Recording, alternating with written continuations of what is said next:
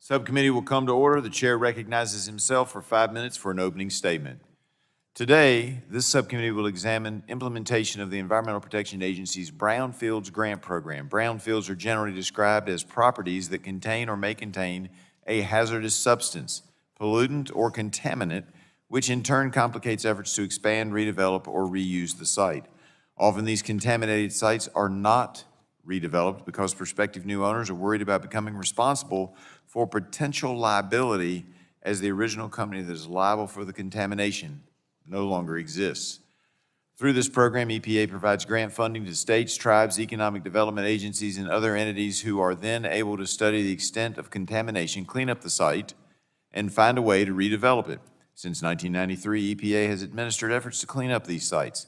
Congress first formally established the Brownfields program in the Small Business Liability Relief and Brownfields Revitalization Act of 2002 and codified it under the Comprehensive Environment Response, Compensation, and Liability Act.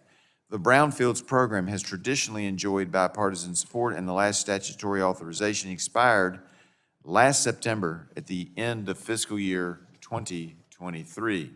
Reauthorizing this program will provide us with an opportunity to examine the program and find out what aspects are working well and what aspects need improvement. I believe taking testimony from our witnesses today will help us to inform our efforts.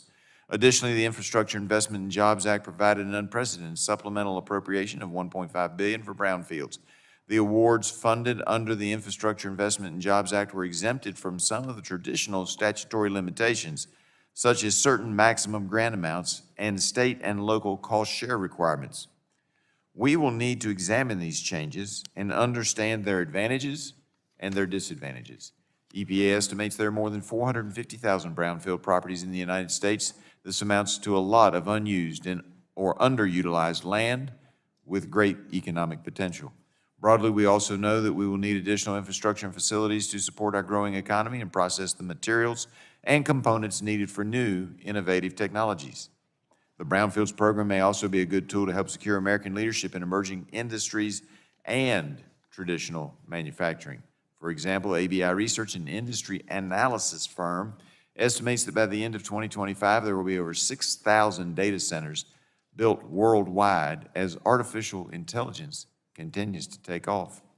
Over the next 5 years, our country's electricity demand is expected to grow by 16%. This growing demand will entail construction of additional energy resources. So today we will examine opportunities to bring those industries to brownfield sites in our communities and explore existing barriers to put these sites to good use. In my district in Southwest Virginia, counties, state agencies, regional organizations, and public-private partnerships have already been hard at work revitalizing former mine land for economic development. I hope we can learn more today about how the Brownfields program can support these endeavors and similar ones around the country. Thanks to our witnesses for being here and contributing to these efforts.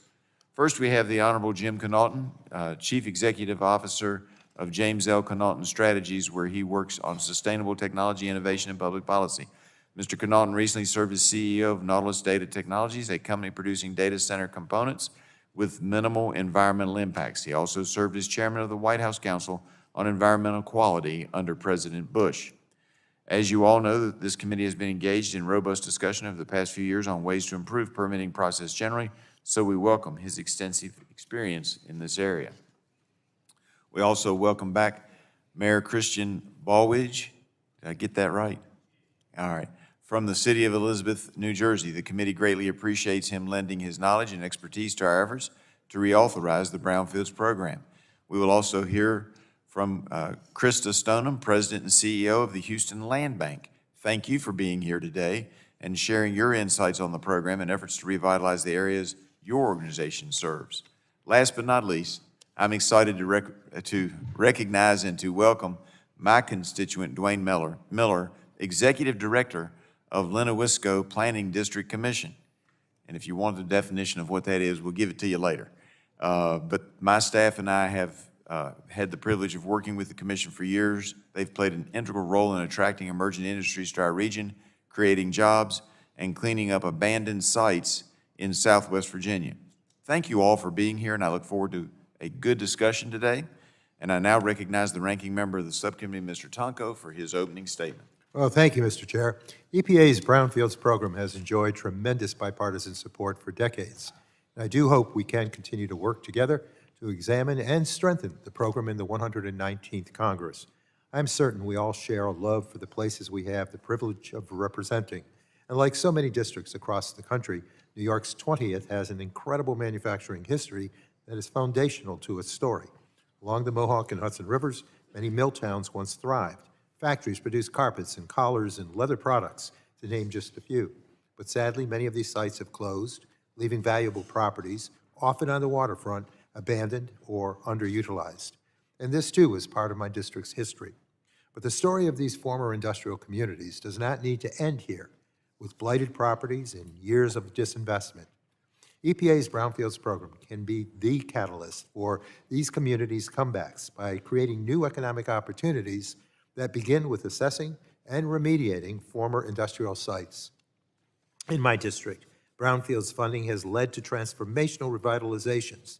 Some sites have become new parks, allowing public access to the waterfront. Others have been prepared for redevelopment, enabling new employers to move in. And simply put, these success stories would not be possible without EPA's programs. Since 2002, tens of thousands of acres of idle land have been made ready for productive use, increasing property values and local tax revenue, preserving greenfields and creating jobs. We know EPA's program has a proven track record of success and provides effective down payments. Each dollar spent leverages more than $20. And I am incredibly proud that the Infrastructure Investment and Jobs Act included an historic investment of some $1.5 billion for the program for fiscal years 2022 through 2026. These funds included $1.2 billion for the EPA's program and $300 million for state programs.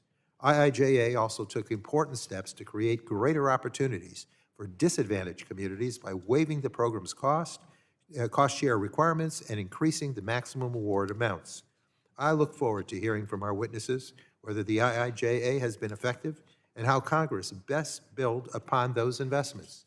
Finally, I want to express my concerns at the Trump administration's suggestion that 65% of EPA's budget could be cut. The majority of EPA's funding goes to programs that state and local governments rely upon. Without a doubt, a cut of this magnitude will have devastating consequences for our districts. And I do hope Congress will ensure that the value of EPA's programs, including the Brownfields program, are properly reflected in our appropriations process as it moves forward. Because the Brownfields program is an incredible investment of federal dollars, it enables local governments to support environmental and economic revitalization by turning a liability into an opportunity. I hope we can work together to make certain this program has the resources and the authorities necessary to continue its great work. With that, I would like to yield my remaining time to our colleague and good friend, Congressman Menendez, and thank you. Thank you, Ranking Member Tonko. I'm honored to welcome Mayor Bollwage to the Energy and Commerce Committee today to discuss the incredible work being done on brownfields across the country and back home in New Jersey's 8th Congressional District. Mayor Bollwage was first elected as mayor of Elizabeth in 1992 and has prioritized the redevelopment of brownfield sites throughout his tenure. He's been recognized for his role in redeveloping brownfields and was awarded the Distinguished Leadership Award for elected officials by the American Plan Association. He is testifying today in his capacity as chair of the U.S. Conference of Mayors Brownfields Task Force, a role that he has held for over 20 years. Mayor Bollwage is uniquely qualified to discuss the importance of reauthorizing the federal brownfields program and has testified at every brownfields hearing this committee has had. It's an honor to call Mayor Bollwage a friend and partner and to recognize the success stories in Elizabeth that he has overseen. Mayor Bollwage, thank you for your leadership on this issue. I look forward to hearing your testimony here today. That I yield back. Gentlemen, yield back. Now recognize the chairman of the full committee, Mr. Guthrie, for 5 minutes for an opening statement. Thank you, Chairman Griffith, and Ranking Member Pallone, and Ranking Member Tonko, my colleagues, and thank you to our witnesses for being here today. Today we'll be examining implementation of EPA's Brownfields program and opportunities to carry on bipartisan tradition of reauthorizing the program. As you all know, brownfields are contaminated sites or areas that are suspected of being contaminated. The negative impact of brownfield site does not end within the geographic boundary of the site itself. They can also pose environmental hazards beyond their borders and lead to broader economic downturns in their communities, and unfortunately, brownfields are found nationwide. Legal liability for existing contamination often discourages buyers from purchasing properties for redevelopment out of fear of litigation. Properties then sit vacant as communities lose the opportunity to improve their local economy. We have a mandate to ensure taxpayer dollars are spent wisely. And part of why we are here today is to look at how we can improve upon this program moving forward and redevelop brownfield sites to support new and emerging industries, potentially even including opportunities to build a state-of-the-art AI data centers. The Brownfields program has been successful in aiding economic development while prioritizing environmental contamination. Just look at my home state of Kentucky. The Commonwealth of Kentucky and the historic Fayette County Courthouse in Lexington was used for over 100 years before the courts transitioned to a bigger facility. Shortly after becoming vacant, workers discovered structural defects, water damage, high levels of lead paint, asbestos, and other hazardous materials. The public-private partnership between the developer and the EPA through the Brownfields program made its revitalization possible. This building now houses a restaurant, visitor center, event space, and is a focal point for the community while maintaining historical integrity. You have major sites like the Hudson Yards in New York City, which is built on a Long Island Railroad yard. When completed, Hudson Yards is expected to contribute $19 billion per year to the local economy. And I went to school just up the Palisades Parkway from Elizabeth, and so I consider northern New Jersey, Manhattan, my college town. And my daughter went to intern a couple summers ago in New York City, and I saw the address. She was in a college dorm, and it was near Hudson Yards, adjacent. But I didn't know that it really existed till I moved her in, and I know the difference between what it was and what it is. So I was concerned when I saw the neighborhood she was moving into till I got there, and just saw how beautiful and nice it was. And absolutely, northern New Jersey is just absolutely fantastic as well. And so we have other brownfield sites across the country I know that we're going to talk about today. One in Indianapolis was a vacant 19th century iron foundry, and it was given a second chance to make affordable housing. This program also helps us in our mission to expand nuclear power and restore American energy dominance. In the 118th Congress, I was proud to see my bill, the Nuclear for Brownfield Sites Preparation Act, signed into law as part of the ADVANCE Act. My bill utilizes existing infrastructure to lower project costs and further our investments in nuclear power by allowing nuclear facilities at brownfield sites. The Brownfields program has been a bipartisan tradition here at Energy and Commerce Committee, and this hearing today upholds that legacy. I really appreciate our witnesses for being here. I look forward to hear what's going on in your communities, and I look forward to the further discussion. And Mr. Chair, I yield back. Gentleman yields back. Now recognize the ranking member of the full committee, Mr. Pallone, for 5 minutes of an opening statement. Thank you, Mr. Chairman. Let me thank all of the panel, but I particularly want to thank Mayor Chris Bollwage, who's, as you know, the chair of the I guess his official title is Chair, U.S. Conference of Mayors Brownfields Task Force. But I think that kind of, underplays the role that you've played for so many years in our Brownfields program from the very beginning. And I know you've been a trusted advisor to me on everything we do at Brownfields. So thank you for all that and for being here today. We're discussing the Brownfields program, which continues to be a shining example of how government can protect the public health of our communities while also stimulating economic growth. In 2002, I partnered with the late Representative Paul Gilmore of Ohio, who chaired this subcommittee at the time, to write the Brownfields law. And over the last 20 years, the Brownfields program has consistently enjoyed bipartisan support and has been an economic engine for local government and communities looking to turn former contaminated sites into economic centers and green spaces. And every congressional district is home to at least one of these sites. As part of the program, the federal government provides financial help in the form of grants or loans for cleanup, assessments, and job training so communities can turn impacted sites into parks, public housing, or new business centers. And since its inception, more than 40,000 sites have been revitalized and made ready for development around the nation. And these revitalization projects leverage nearly 280,000 jobs and more than $41 billion in economic development. So this funding really has been a lifeline for communities, and with the passage of the bipartisan infrastructure law in 2021, we were able to inject an additional $1.5 billion into the Brownfields program, and that increased annual awards by nearly 400% to around $240 million. Through these funds, communities are growing their economies for the future and creating good-paying jobs. And the Brownfields program also benefits public health and safety by reducing contamination in communities that couldn't afford to repurpose contaminated sites on their own. And that's just the beginning. For every dollar the federal government invests in the Brownfields program, we get more than $20 back in economic return, and that showcases the win-win scenario that the program facilitates.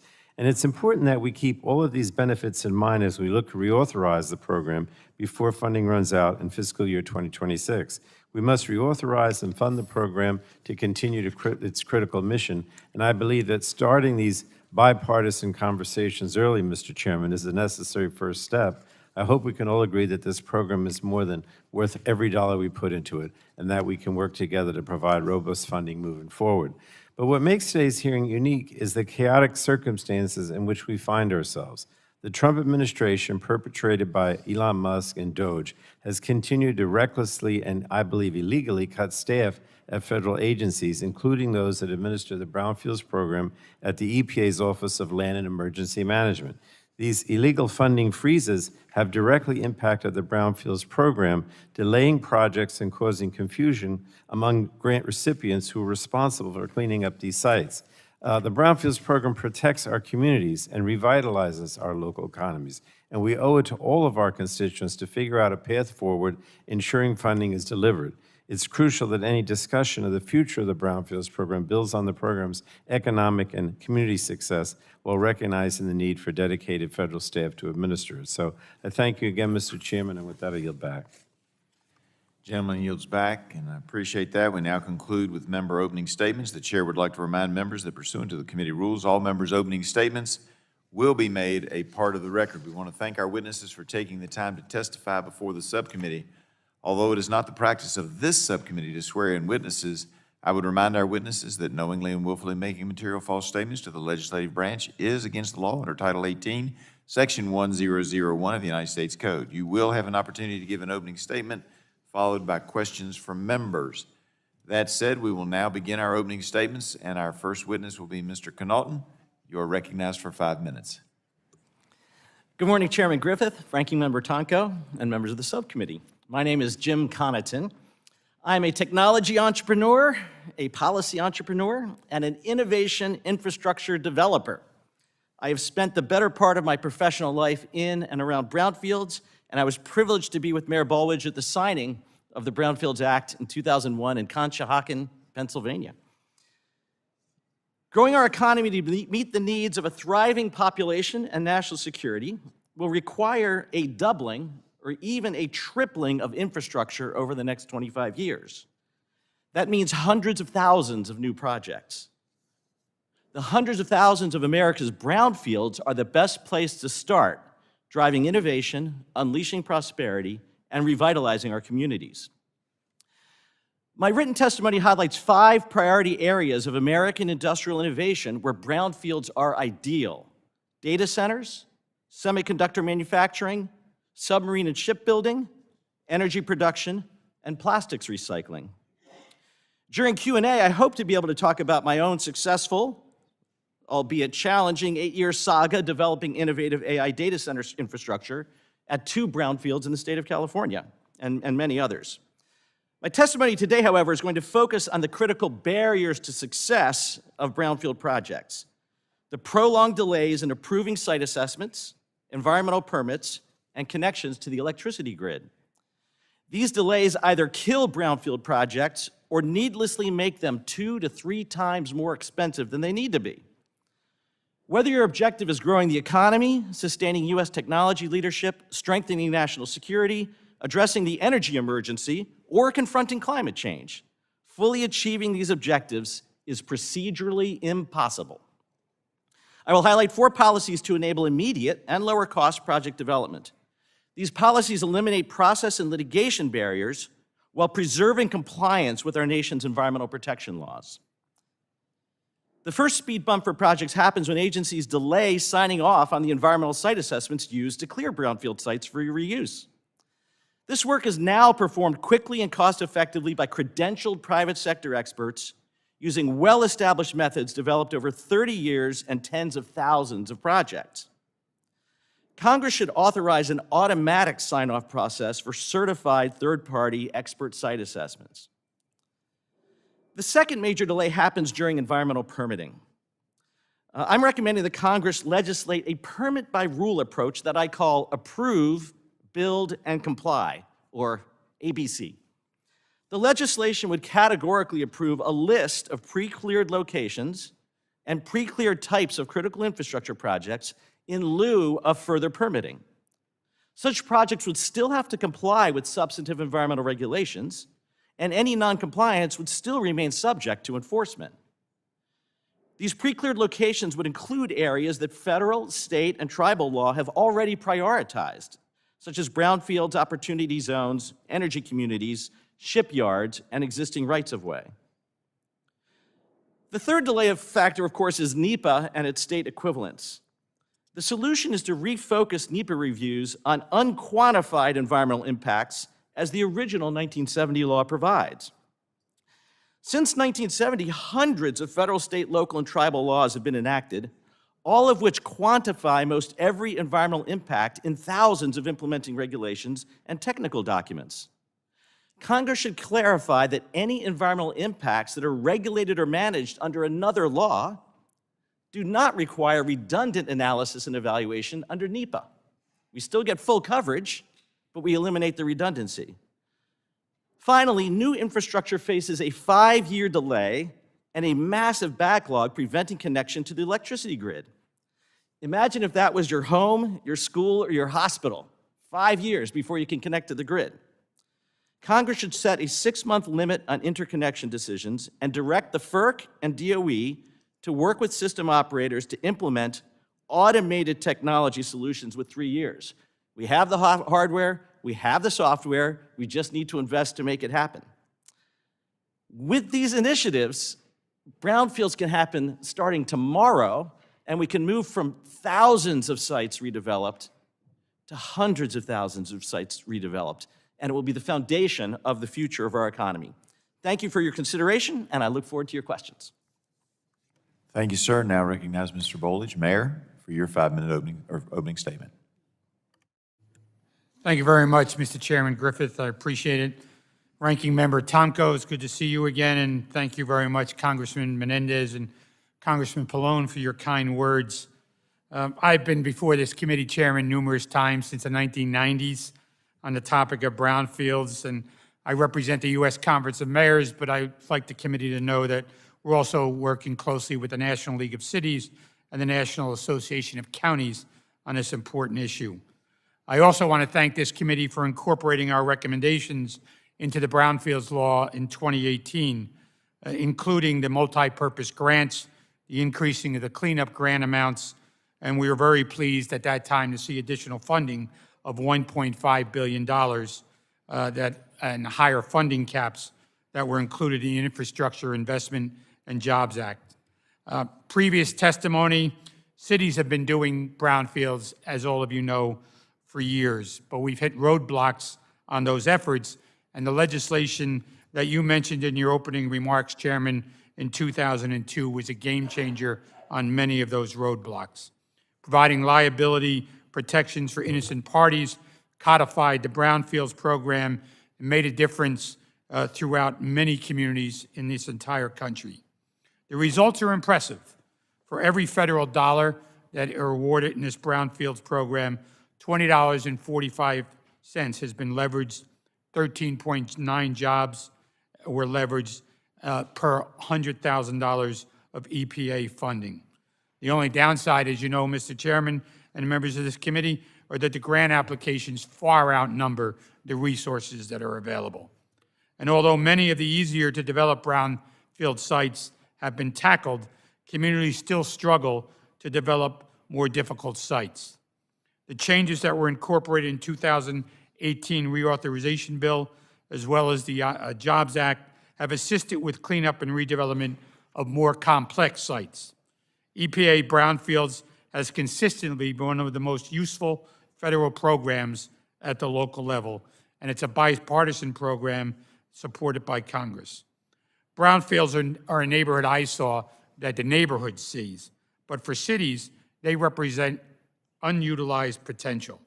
We see redevelopment as a chance to create jobs, revitalize neighborhoods, increase the tax base, and reutilize existing infrastructure.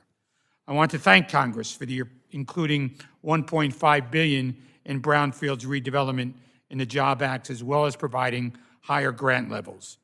EPA was hesitant towards larger grants because they only had $90 million. However, with the increased funding and additional flexibility, EPA provided larger grant amounts of $500,000 for assessments and $5 million for cleanups. In my community, we've developed the Jersey Gardens, the Harborfront Villas, Elizabethport Hope 6, and they're all included in my written testimony. The former landfill became a 200-acre shopping experience. A former industrial waterfront is new home to mixed-use development that includes luxury homes as well as affordable housing. This is what the the Brownfields program is all about. Each community is different. They have their own needs and their own vision, and the program provides them with the tools they need. Regarding the next reauthorization bill, we would like to recommend on behalf of the Conference of Mayors, naturally additional levels of funding of $250 to $300 million per year for the next 5 years. Multi-purpose grant programs, increasing the grant amounts to $5 to $10 million. We would also ask the EPA to allow the broadest application of the area to cover these grants. Support of our original recommendation of increasing the cleanup grant cap to $1 million with the flexibility to go up to $10 million in certain instances. Raise the administrative caps to a higher level. This will help smaller communities. And finally, we'd like to work with you to develop recommendations on potential tools that can be implemented. The changes that Congress has made in the last reauthorization bill improved the program, and significantly the Jobs Act built on that progress. Our organizations are asking Congress for a simple reauthorization package with change in the effective dates, but if possible, we ask for additional resources, such as those that were allocated in the Jobs Act. This is a program that I think all of us are proud of, whatever side of the aisle, and I urge this committee for reauthorization. Thank you, Mr. Chairman, for this opportunity. I thank the gentleman and now recognize Ms. Stoneham for a 5-minute opening statement. Chairman Griffith, Ranking Member Tonko, and members of the subcommittee, thank you for the opportunity to testify today. As Chief Executive Officer and President of the Houston Land Bank, America's largest geographic land bank, our mission as a quasi-governmental nonprofit is to turn vacant, abandoned, and underutilized properties into thriving community assets. However, I also serve as a steering committee member for the National Brownfields Coalition and a board member for the Center for Community Progress, both organizations dedicated to ensuring that brownfields are opportunities for redevelopment and economic progress. As the energy capital of the world, Houston is on track to become the third largest city in the United States. Yet hundreds of brownfields and acres remain barriers to housing, jobs, and economic prosperity. But unlike many major cities, Houston has no zoning laws, meaning that industrial sites often sit directly next to homes, schools, and community centers. This creates health and safety risks, drives down property values, and makes redevelopment complicated, especially when absentee landlords, legal barriers, and contamination costs prevent private investment from stepping in. But that's where land banks step up. We take on the toughest properties, the ones that market won't touch, and position them for community-driven revitalization, but we can't do this work alone. One example of federal support and action is Project Yellow Cab, a 6.8-acre brownfield site in Houston's near North Side. Once a vital transportation hub, the former taxi headquarters quickly became an illegal landfill, a crime hotspot, and an environmental hazard. But since 2019, the Houston Land Bank has secured $5 million in local government grants for site acquisition, leveraged $7.3 million in ARPA funds to gain full site control with Harris County, demolished abandoned warehouses, and prepared the land for redevelopment. But most importantly, we partnered with the community to plan 40 affordable single-family homes and 120 affordable multifamily units. In addition, we secured over $200,000 to ensure these homes are energy efficient and disaster-ready, a critical need in Houston where storms and hurricanes are a constant threat. But Project Yellow Cap is just one example of a bigger need. To expand our impact, we also secured a $600,000 assessment grant for over 40 acres to conduct infrastructure analysis, facilitate reuse planning, and to engage community leaders, environmental experts, and policymakers to drive new funding and partnerships. Today, we're working with a $500,000 citywide brownfield assessment grant and a $5 million cleanup grant to transform a 60-year abandoned trash incinerator site into a public green space. But without sustained federal investment, these projects and many like them may never happen. Land banks across the country rely on governmental partnerships to take on sites that private developers cannot do alone. But we need continued success in order to align with Congress to ensure long-term funding stability, expand eligibility for small community-driven projects, strengthen public-private partnerships, and expand reuse planning support. Because at Houston Land Bank, we don't see brownfields as problems. We see them as possibilities. Homes where families can build wealth, parks where children can play, and storefronts where businesses can grow. But this progress depends on sustained federal investment. Houston, like so many cities, cannot afford to lose a single square foot of opportunity. We have the tools, we have the partnerships, we have the momentum. Now we need the resources to amplify our mission. Thank you for your time and service and attention. I welcome any questions you may have. I thank you so much and now recognize Mr. Miller for his 5-minute opening statement. Good morning, Chairman Griffith, Vice Chairman Crenshaw, Ranking Member Tonko, and Ranking Member Pallone. Thank you for the opportunity to speak today on the critical role of EPA's Brownfields program in revitalizing rural coal communities. I represent voices from the communities of Southwest Virginia that have powered this nation for generations. Towns built around coal mines, processing plants, and industries that once thrived but have since faced economic downturn and environmental challenges. The Brownfields program is a lifeline for these communities. It transforms once contaminated, underutilized properties into productive sites for economic development, public use, and community restoration. The program does not just clean up land, it restores hope, attracts investment, and paves the way for a new economic future. One of the most significant benefits of the Brownfields program is its role in economic development. Rural coal-impacted communities often struggle to attract new businesses due to environmental concerns tied to former mining and industrial sites. Brownfields funding changes that equation.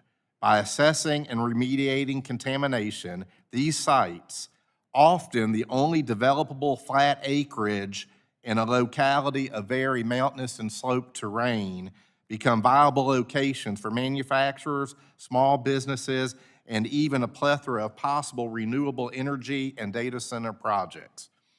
We've seen direct results. For every federal dollar invested in brownfields cleanup, communities see an average return of $20 in economic development activity. Also, it is estimated that brownfields redevelopment creates over 10 jobs per $100,000 spent.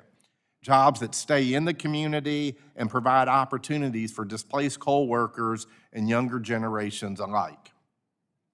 Beyond job creation, brownfields funding enables rural communities to repurpose land for critical infrastructure projects. Many former coal-related sites are being transformed into modern industrial parks, and it is our hope future housing developments to meet growing community needs. Without this federal support, many of these sites would remain abandoned, limiting the region's ability to attract new residents, industry, and businesses. The Brownfields program is not just about industrial economic growth. It's also about promoting the resurgence of downtown communities. Many downtown districts, brownfield sites, contain legacy contaminants that pose risks. Brownfields funding allows localities to clean up these sites and create prime locations for downtown district resurgence, further improving the livability and quality of life in these communities. Many rural-dependent communities are seeking ways to diversify their economies while maintaining their identity. Brownfields funding is playing a critical role in repurposing former mine land and industrial sites for new energy data center development, including battery storage facilities and even small modular reactor possibilities to meet ever-growing domestic data center development power needs. I'm thankful for Chairman Griffith as well as Governor Youngkin for making SMR an energy generation priority in our region. LENOWISCO, the agency I work for, completed an SMR site feasibility study and identified 7 possible sites. 6 of those 7 were brownfield locations. I also would note all 7 of those locations scored very high in the siting tool for advanced nuclear development, the STAND requirement. These projects align with federal and state goals for energy security while ensuring that rural areas remain key players in America's emerging data center and energy future. The EPA's Brownfield program is one of the most successful examples for federal investment sparking local revitalization. It empowers rural communities to turn environmental liabilities into economic assets.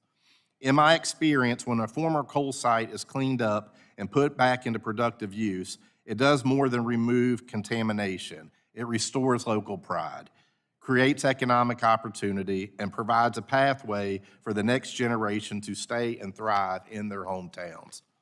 I urge this committee to continue its support for the Brownfields program, ensuring that rural, coal-impacted communities have the resources needed to reclaim their land, rebuild their economies, and create a more sustainable future.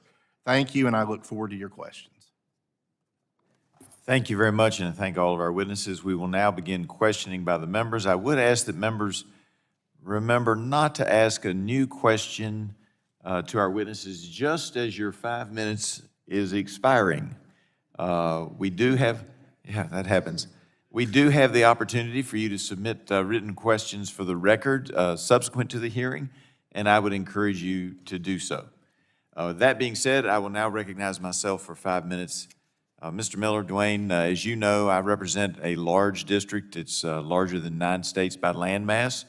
And so while today we're focusing on LENOWISCO and the southwest corner with the mines and so forth of the district, I have brownfields in all of the 28 different geopolitical subdivisions that I represent, from Martinsville to Pennington Gap and Lee County, which is part of your service area. And it's from those 2 locations, it's about 220 miles. No matter where you are in the district, to get from one side to the other, it's about 4 hours and so many minutes, depending on exactly where you're located. So I don't want to, it's not that we're ignoring them, it's just that I couldn't focus on everybody. But I am proud to have you here talking about the work that you have done in the LENOWISCO area. Could you talk more about how your organization has successfully utilized the Brownfields Grant Program in our part of Virginia? And I know in your testimony you mentioned Project Intersection, so you may want to get into that. Mike. Sure, Mr. Chairman. Yes, Project Intersection actually is on a brownfield site in the city of Norton in Virginia. As the chairman mentioned, I would say probably 80% of any acreage we have in the district where I work that is more than 5 to 10 acres is going to be some form of a brownfield site. If it's something that can't be developed, it's because of the slope or the mountainous terrain that's in the region where we are. Project Intersection was an abandoned mine land site, and we were able to develop those 200 acres into an industrial park just over the last 5 years, utilizing brownfield money for assessment in the early stages, and then able to turn those funds into AMLR funding through OSM. And AMLR is Abandoned Mine Land Economic Revitalization. That's a separate program from your traditional abandoned mine land program, correct? Correct. All right. And it's a wonderful program. Yeah, thanks. We've certainly utilized that program and secured over $30 million to develop that industrial park, and also have recruited 2 prospects that at full capacity will have 350 jobs within our region. 350 jobs may not sound like a whole lot to some of the members or members of the committee here, but 350 jobs in our region is what we like to refer to as a big lick. So we're really happy to be able to do that. And you couldn't have done that without several programs, but particularly also Brownfields program, is that correct? Absolutely. There's really no development we can do, whether it's in downtown districts or larger economic development projects within our region, without reaching into the brownfield pot in one form or another, whether it's in assessment or actual implementation. All right. Can you tell us what barriers, if any, your organization has faced in receiving and making use of cleanup grants and revolving loan fund grants? The biggest issue and what I would like to leave with you all today in terms of that is what can we do for redevelopment? The brownfield money is wonderful for assessment. It's also wonderful for cleanup. But in rural small areas like where we are with an aging population and of course a dropping tax bases with that older demographic, is where can we find the funds for redevelopment? I mean, we struggle to find the funds just for the assessment, and what we've had to do is pull a lot of our localities together, go to EPA for a collaboration fund grant, and then use those funds because our communities, you remember some of our towns, I'm fortunate to work for 15 towns, 1 city, and 3 counties, and we have actually the smallest town in the Commonwealth of Virginia, Duffield, which has 50 residents. Going up to our largest town of those 15, which is about 3,500. So very rural, small area. So, you know, we will get, I won't use an analogy, but we really don't have the funds in our small localities to really get past.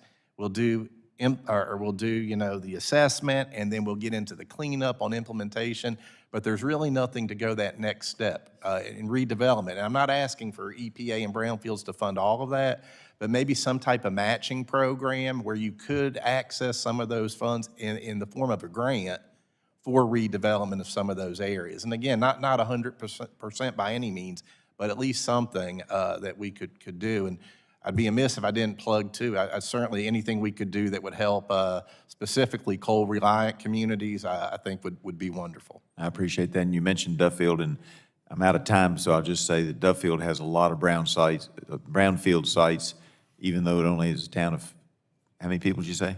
There's 50 in Duffield. All right, I appreciate it. It went from 54 to 50 in the last census. I yield back. And now recognize Mr. Tonko, ranking member, for his 5 minutes of questions. Thank you, Mr. Chair, and thank you to the witnesses again.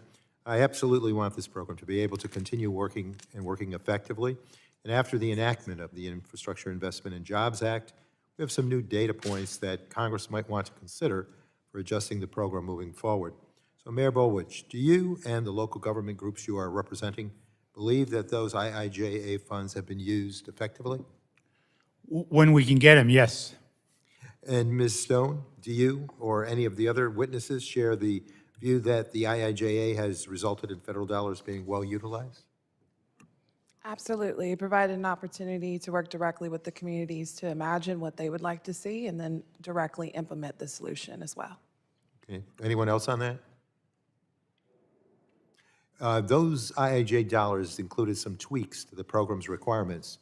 Mayor Bollwage, I know you have made the point that many of the easier brownfields have already been addressed through the program, which has left sites that are more complex, costly, or otherwise less attractive for redevelopment.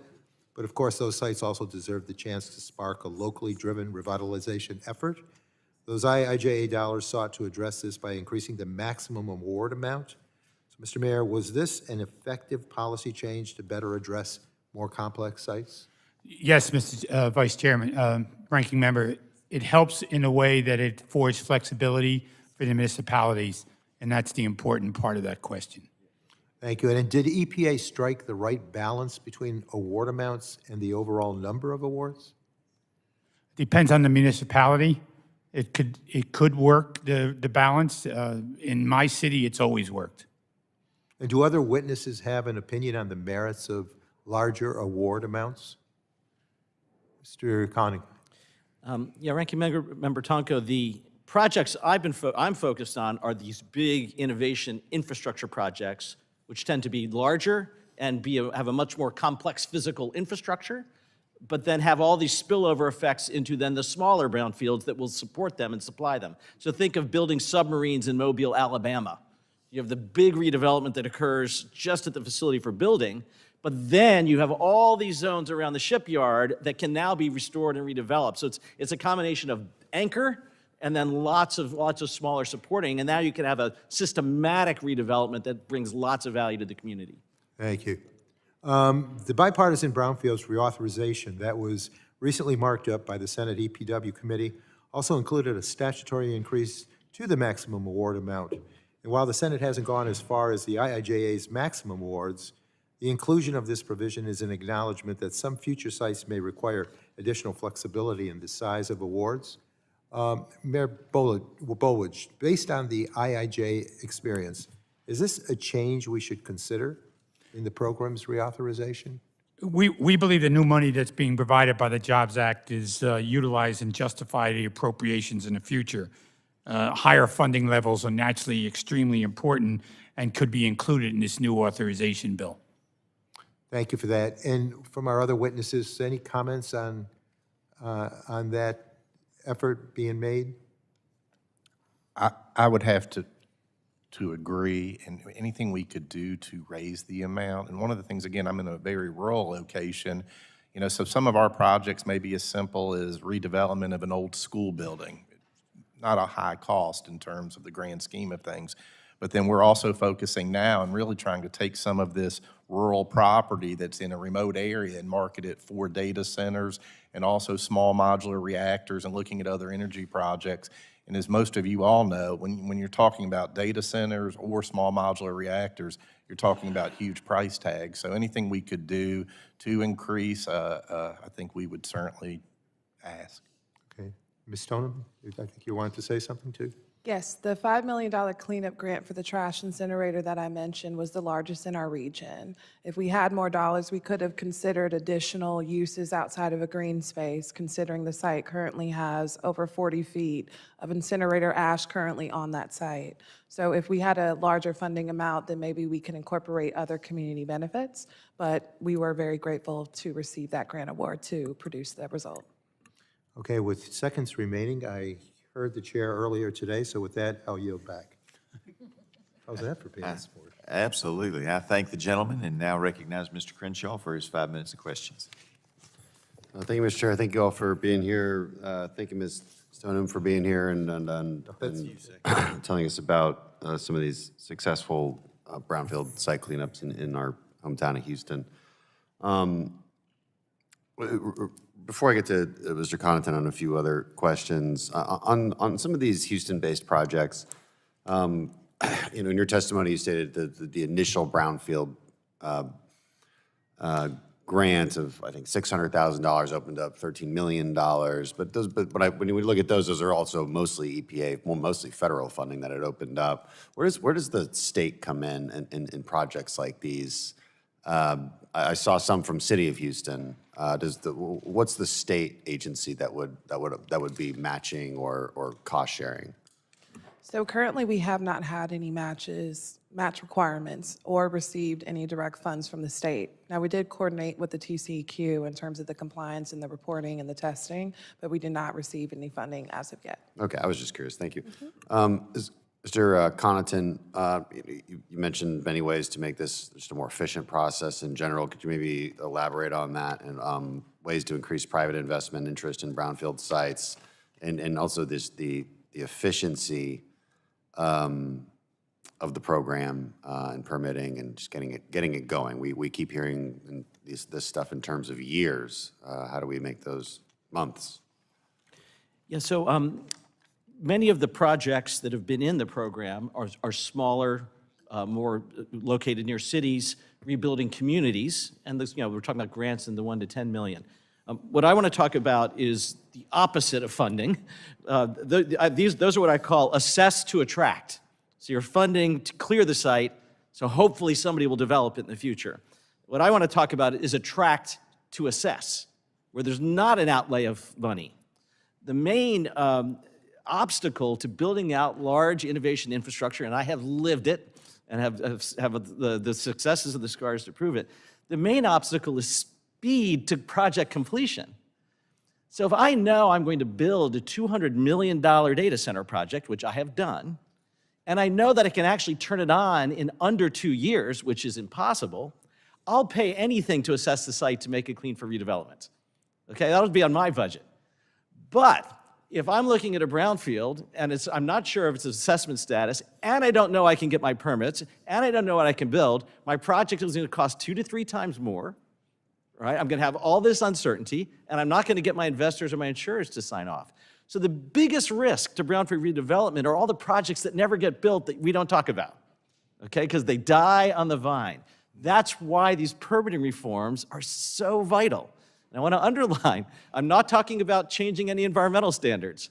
I'm just talking about reversing the process step like we do in most other sectors, which is let's let developers with their third-party experts actually build and be subject to an enforcement for noncompliance, which, by the way, in the modern age almost never happens now.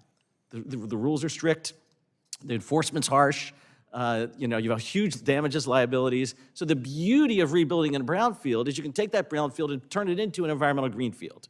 And that's why you can support all these activities. But you need this, a three-legged stool, and the three-legged stool is you've got to get the site assessments cleared fast. Okay, I can pay my expert to do it in weeks, actually, months, but then I sit around wait for a year and a half for the government clearance, right? I can do all my NEPA. I did a NEPA in California. We did it in 3 months, and it took me 3.5 years to get it signed off on. I mean, that's nuts. And then the environmental permits, once I was finally able to apply for them, which I couldn't do till my NEPA was done, okay, that took another year. All right, my project is now 3 times more than it was. Very hard to, especially as a startup, to get investment. So if we don't go after all of these pieces, they run in parallel. Any one doesn't solve the problem. Was this, when you testify about automatic sign-off processes, is that what you're talking about?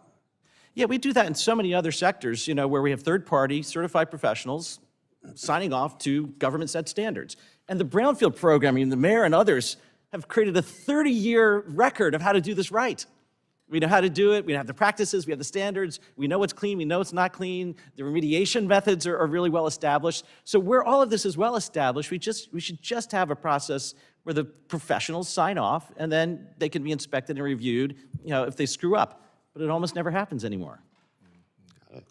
Thank you. That's an interesting thing for the committee to think about as we look at reauthorization. I yield back. Thank you, gentlemen, for yielding back. Now recognize Mr. Pallone, ranking member of the full committee, for his 5 minutes of questions. Thank you, Mr. Chairman. Let me go to Mayor Bollwage. In your testimony, you say, and I quote, "It will never be a bad investment to put more money into this program." Obviously, I agree. But as we start to think about reauthorizing brownfields, what authorization levels should we consider for the program? Thank you, Mr. Pallone. I recommended in a testimony that we do $300 million per year for the next 5 years, and that the caps are set at $10 million for cleanup, multi-purpose, and job training grants. $500,000 for assessments is what's in my written testimony. All right, thank you. And the bipartisan infrastructure law had $1.5 billion. That was a big boost to the program, and I don't want to slow down that momentum, because brownfield sites are getting harder to remediate and clean up. So I think the authorization levels need to reflect that, if you will.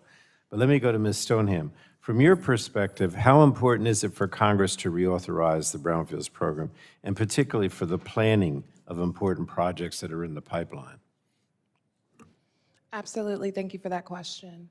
So for the reuse planning aspect of brownfield assessment, that's one of the first lines of implementation, of just being able to have a feasibility study, to have the reuse planning, and then, of course, obviously doing the phase 1 and phase 2 testing. So having additional appropriations so we can figure out not just what the vision is, but do they also match the pro forma analysis of whatever development is trying to take place would be extremely helpful, so we can move forward with additional money needed for the capital stack as we are partnering with the public, nonprofit, and private sectors. Did you want to add anything to that, Mayor, about the planning of projects in the pipeline and brownfield? I agree with my colleague over here. As you know, Congressman, and on both sides of me, when we did the Jersey Gardens Mall, getting the money and the reassessments under brownfields was relatively easy, then getting sign-off became much more difficult. And so I would only add that part to the answer to the question. Okay. Obviously, to provide certainty for local and private sector investments, we have to ensure the program is reauthorized in a timely manner as well. I'm going to ask both of you, the mayor and Ms. Stoneham, the next question. Has the Trump administration's illegal funding freeze impacted the development and operation of your brownfields projects, and how so? I'll start with the mayor, if you will. So we have a $500,000 grant under the Jobs Act for brownfields for job training, and it was held up 2 weeks ago or a month ago. We're waiting. We can't even get a hold of anybody to talk to them. And just recently, I was told on a train on the way here this morning that we would know an answer in the next 2 weeks. And that's a tough way to deal with a grant that you got. Now, keep in mind, the Groundworks Association in Elizabeth has put in a lot of upfront effort when it comes to dollars and training for this, and now they're being told you can't access the money. Well, I first of all, let me say I learned a lot on the train back to New Jersey as well, as mayor. But you see, this is the problem. We had the freeze. The court said you can't freeze the money.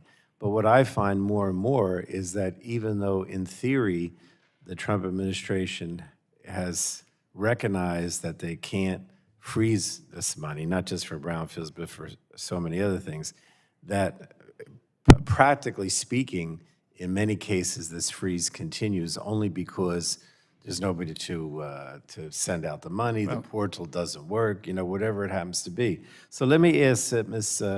I would just add to you, Mr. Congressman, that if you don't answer the phone on the other end, Yeah, I mean, that's frozen. the problem. Yeah.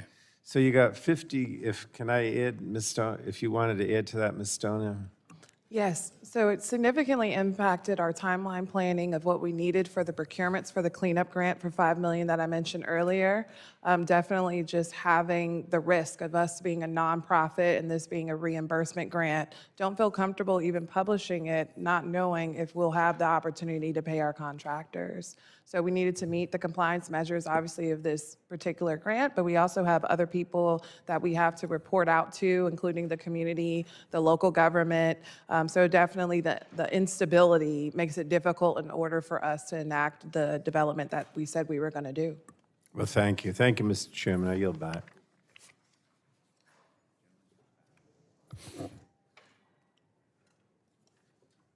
The gentleman yields back. The chair now recognizes the chair of the full committee, Representative Guthrie, for 5 minutes. Thank you. Thank you. Thanks to all the witnesses for being here. Last year, Congress passed the ADVANCE Act, which required the Nuclear Regulatory Commission, or NRC, to modernize its efforts to develop domestic advanced nuclear energy. The ADVANCE Act included the Nuclear for Brownfield Sites Preparation Act, which directed the NRC to identify and report on regulations, guidance, or policy necessary to license and allow nuclear facilities at brownfield sites, as well as other sites with retired fossil fuel facilities. So, Mr. Connaughton, in your testimony, you discussed the need to, quote, deliver on the proving promise of brownfield-driven industrial innovation, unquote, which requires, quote, a significant modernization of governmental approval processes for site assessment, permitting, and interconnecting, end quote. So, Mr. Connaughton, could you discuss, in your view, what improvements to the brownfields program could be made to deliver on that promise? Thank you, Mr. Chairman. And let's start with nuclear. The key for nuclear is the stringent safety regulations that the NRC is entrusted to implement to be sure these projects are built in the manner historically that's been proven to be quite safe for our communities and providing tons of zero-emission power. That is the critical path to making these projects work. If you think about the billions of dollars that go into these projects, environmental compliance is a necessity. And the work of certified professionals, lawyers, engineers, biologists, whatever, is conducted by the project proponent, okay, to the meeting so that they meet up the highest standards before they ever go to talk to a regulator. If we can have brownfield sites assessed and ready to go, and you have these new, more modular construction in particular, but also conventional, And we had a system where you actually built and submitted your paperwork demonstrating compliance.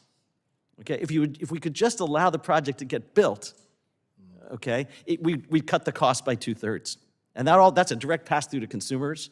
It lowers your cost of capital for investment. It means we can have 3 times more for the same price for our communities. Brownfields are great for that in the appropriate NRC identified locations. The siting is critical.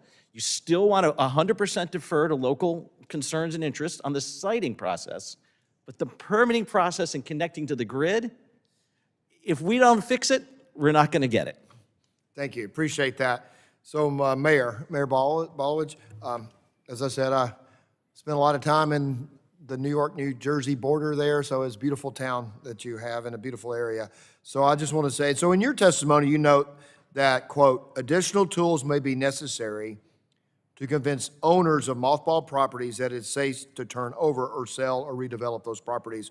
Would you talk about what tools you suggest would be necessary or may be necessary? Well, one of the tools that we have locally would be eminent domain in order to take the property, and that creates the liability issue on who's going to be responsible if the city takes it over. The other tools would be financial incentives in order to attract the developer, whether it be through local tax abatements or through other tax incentives.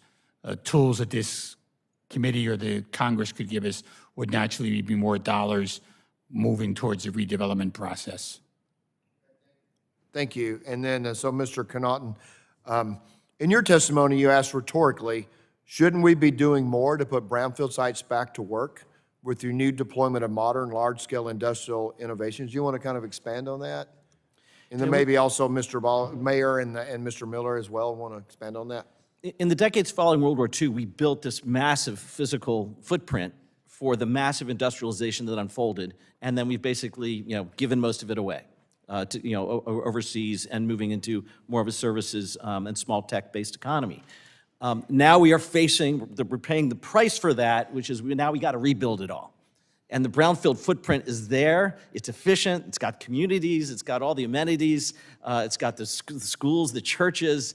So putting those communities back to work in the new modern form of infrastructure is an opportunity we have to go after. Okay, thanks. And Mayor, I've had you answer questions. I'll just skip over it because I'm about out of Mr. Miller. Is that, shouldn't we be doing more to put brownfields back to work for the more large-scale industrial? You want to expand on that in innovations? No, absolutely. And Mr. Chairman, as I mentioned in my comments and kind of switching, but in terms of SMR feasibility site studies that we did in our region, we identified 7 possible sites. 6 of those 7 are in brownfield areas. And kind of to your point to some of the other committee members, I mentioned 6 of those 7 sites are all in brownfield sites, and all 7 sites scored above average on a nationwide average in the siting tool for advanced nuclear development or the STAND criteria that's utilized for that. So that kind of goes back to your point, about what we can do for new types of projects. And I'd love to talk to you more about this. I look forward to it. Yeah, my time's expired, so I will look forward to following up with you. Thank you. Gentleman yields back. Now recognize Ms. Schakowsky for her 5 minutes of questioning. Thank you, Mr. Chairman. I want to ask questions just of Ms. Stoneham and Mr. Ball. Am I saying that right? Ballwork. My questions, of course, deal with this issue of the, what's going on in our communities. And it's so important that we have clean places for our children, for our community, for our merchants to have. And we know that in Illinois, 7 of the counties definitely have places that need to be cleaned up and have not been so far.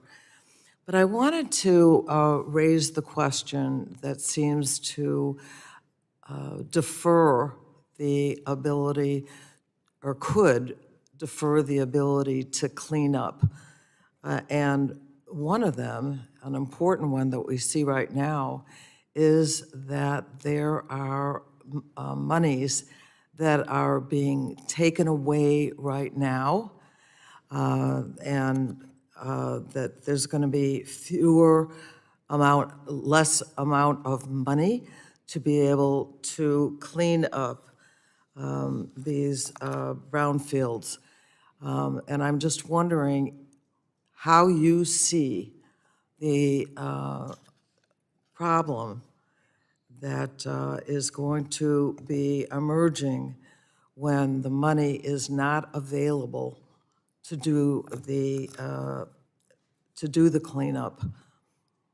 And I mentioned the two people I'm hoping would answer that. So definitely not having the funding we need, especially with Houston and the significant amount of brownfields throughout the city and across our nation, would have an economic decline. I strongly believe in public-private partnership, and it's just too much for a private investor to take on solely on their own, especially with all of the compliance measures that need to take place. And having those funds will ensure the stability to have contiguous change for the different developments needed across our nation, whether it's housing or green space or solar activity. Really just having that consistency is absolutely necessary, in addition to the staff needed to make sure that the paperwork and the compliance measures are moving forward accordingly as well. Well, I really feel concerned that people who have been doing this work, that the money is shrinking, that it's been taken away through the Trump administration, and I am just concerned that who's going to be able to have the money if the people who are working on these projects are out of a job. I strongly agree and echo your sentiments as well. Well, we have to watch that. When there are dollars being taken away, because then, you know, we need to have all the resources that we have in our communities. We know in the Chicago area itself, this is a real problem. And I'm wondering if Mr., let me get the name right, Bollwage? yeah. Okay. Thank you, Congresswoman. Many communities are still going to do the easy ones. They're still going to do the ones that are simple and the brownfields. And, you know, Congress recognized this in 2018 in the reauthorization bill, raising the cleanup grants to $200,000 to $500,000 with the flexibility to go up to $650,000 based on the anticipated level of contamination. But in answer to your question, we also need people in the EPA to answer the phones. Thank you so much. I yield back. Gentlelady yields back. Now recognize Mr. Latta for 5 minutes of questioning. Well, thanks, Mr. Chairman, and thanks very much for our witnesses for being with us today. It's a very important topic. And if I could, Mr. Connaughton, if I could ask you, because I mentioned, I'm sorry, I had to step out for a couple of meetings, but you mentioned something that's kind of near and dear to everybody's heart, is that as we're watching what's happening today with data centers going up across the country, and there's a real question of, you know, where they're being placed, you know, and the amount of space that's needed for them. And I'd just like to get your opinion as to what do you see what we could be doing on brownfields and data centers, because this is absolutely a massive need that we're going to be having in this country, not just the massive amount of power we're going to have, but just the siting and some of the issues we have there. Yeah, just to put things in perspective, if we were sitting here 10 years ago, a 5-megawatt data center would be big. And then very quickly, it was 20 megawatts. Just 2 years ago, 100 megawatts was a gigantic data center. We are involved, my former company where I worked with, Nautilus Technologies, we're involved in a project at a old coal-fired power plant that shut down in Portugal, 1.2 gigawatts, so 1,200 megawatts of power that that data center will use. And in America, you're seeing these 250, 500 megawatt projects that want to be built and can't find the places that they can build to get access to the power or the time to be able to build their own power in anything that represents, the demand. I describe this as we need to build at the speed of the need, and we've got too many obstacles to getting there. The thing I want to underline is these data centers are essential to our daily lives, and the beauty is they're out of sight, and they're in big warehouses, but they don't clutter our world. They don't clutter our world. Our world shows up like this. And so they're really, really valuable pieces of infrastructure. And then, of course, with the AI, they're going to be defining the industrial, the fourth industrial revolution. And America kind of owns that right now. We could give it up. Ireland, for example, has no process for siting any new data centers of any size. They just killed the goose that laid the golden egg. Ireland was a hub for information technology companies, and it's over in Ireland. I do not want to see that happen here. Okay, we have the ability in these brownfields to make these data centers The big problem happen. is, as we look about what we always talk about in this committee, and hopefully we're going to get something done in this Congress, like on permitting, to be able to, get into these brownfields and say, you know what, it's safe to put these in. And so what do you see on the permitting side? What do we need to be doing on permitting to move things along, get things along faster? And I've never, this is the great thing about this committee, the broad jurisdiction we have, I've never heard anybody ever testify before saying that they're against our regulations. Just give us regulations that we can live with. But what do you see on the permitting side that we ought to be doing right now? What's interesting about all the big infrastructure projects, data centers, semiconductors, by the way, even shipbuilding today, they actually don't have a big outward environmental footprint. There's a lot of things to comply with, okay, but all the methods of controlling to prevent environmental contamination are well known and are in place. And so if we could simply change the default to yes, with inspection and enforcement of non-compliance, which almost never occurs, that solves the problem. And you do it in site assessment, you do it in permitting, and you do it with interconnection. You have to create an automated system. We live in a modern age. When I got in my car this morning, I did not call the police to get permission to leave my home, promising I would comply. I'm certified, I have my license, I have my insurance, I'm trusted to comply, and if I don't comply, they come and get me. We should be doing the same for our infrastructure builders because they're really skilled and they spend, we're talking about billion-dollar projects, $10 billion projects. We're in a whole new world in America, putting in physical infrastructure again. We've got to match that opportunity. In my last 45 seconds, let me ask this, because again, when you're talking about going to brownfields, especially when you're going to, let's say, coal-fired plants, what is the real, the difficulty for saying I'm going to go into that facility to put that data center in there where these plants want to be there, and I have about 28 seconds left? State or federal environmental review process, which is 4 to 5 years, and a parallel or overlapping state and federal permitting process, which causes me to have to know that I can't build and complete anything in less than 8 or 10 years. There's some exceptions to that, by the way, and they're really good, like in Memphis. The big AI data center there was built in 6 months, with just 6 months they had a lot of support, 6 months of clearances. They've set the benchmark. We should be able to do this in a year. If Memphis can do it in a year, the rest of the country should be able to do it in a year. Well, thank you very much. My time has expired, and I'll give the balance of my questions written to our witnesses. Thank you, Mr. Chairman. Gentleman yields back. Now recognize Dr. Ruiz for his 5 minutes of questions. Thank you, Mr. Chairman. Today's topic is about the critical importance of the Brownfield program and its impact on communities across the country.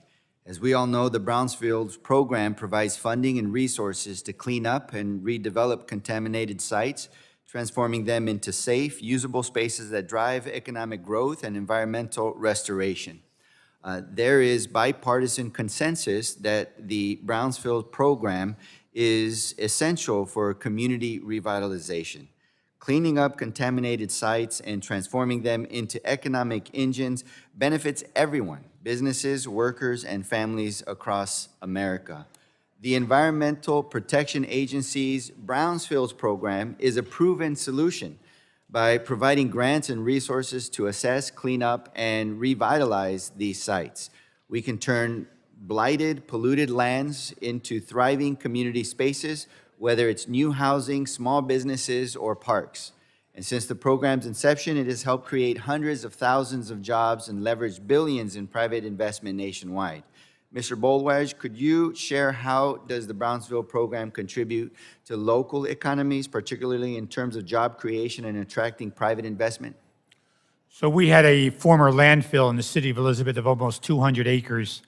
We transformed that with an initial grant of assessment into a mall that's about 200 stores, 2 million square feet, 4 hotels on the waterfront, providing hundreds of jobs plus 5,000 construction jobs. That site generated $63,000 a year to the city of Elizabeth, and now with state incentives and others, it generates over $7 million a year to the city of Elizabeth. That's incredible. In my district, we see firsthand the consequences of abandoned, contaminated properties, sites that once held promise, but have instead become environmental and economic burdens. And these brownfield sites, many of which are former industrial facilities, gas stations, or landfills, pose risks to public health, drive down property value, and limit economic development in already underserved communities. For example, in 2019, the city of Raleigh facilitated the sale and redevelopment of the LENOWISCO property, once an unusable, contaminated site, as you see in this photo, that sat vacant for years and was a hardship on the community. And thanks to the EPA's brownfield remediation efforts, that property has been transformed into a thriving car repair shop that not only improves the area's appearance, but also provides good-paying jobs and brings economic activity to the district. So this is a perfect example of how strategic investment in brownfields cleanup leads to real, tangible benefits for our communities. Ms. Stoneham, how does brownfield redevelopment contribute to broader environmental and sustainability goals, such as reducing urban sprawl and promoting green infrastructure? Absolutely. With the Project Yellow Cab case study that I mentioned earlier, just that being in the urban core and producing an urban typology for the single-family homes is providing an opportunity for people to live, work, and play. But also additionally, the trash incinerator site, which is transforming into a green space, connects to a bigger Bayou master plan of how affordable housing and just being able to walk on the Bayou and the different environmental measures and preservation components that we are evaluating as well. Thank you. You know, we must remember that this is also about community investment. Too often, historically underserved neighborhoods like those in my district face the greatest challenges from contamination and neglect.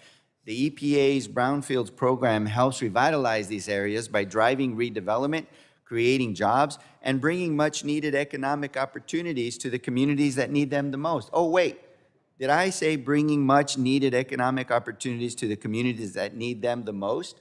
That's equity. That's equity. And rural communities, like those from my Republican colleagues on the other side, need these funds just as well. That's why we must continue supporting these programs. Investing in brownfield remediation is not just about cleaning up land. It's about building healthier communities, creating jobs, and ensuring that all Americans, no matter their zip code, have access to clean air, safe water, and economic opportunity. That's why I urge my colleagues to join me in strengthening and fully funding the Brownfields program and the EPA staff who make this program work so we can continue turning environmental liabilities into safe economic opportunities for families across the country. I yield back. I thank the gentleman for yielding back. I notice that we have a group of students who have joined us. This is the Environment Subcommittee of the Energy and Commerce Committee. We welcome you here today.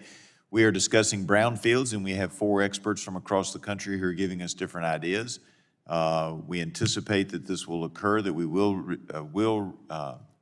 reauthorize the Brownfields program, but perhaps with some suggestions that our witnesses have brought to our attention. With that, I now recognize Mr. Carter of Georgia for his 5 minutes of questions. Well, thank you, Mr. Chairman, and thank each of you for being here. And I'm glad the students are here, too. I hope you're learning a lot. I know I am, because brownfields are important. Brownfields, in fact, we got over 450,000 brownfields here in the United States, and every one of them represents a unique opportunity for us. And I hope that we take those opportunities, and certainly what we're discussing today is important. On this committee, Energy and Commerce, we talk a lot about energy needs. We know that we're going to need more energy in the future, and our growing energy needs. And we also talk about the need for more businesses. So we ought to be looking at brownfields as places where we can grow.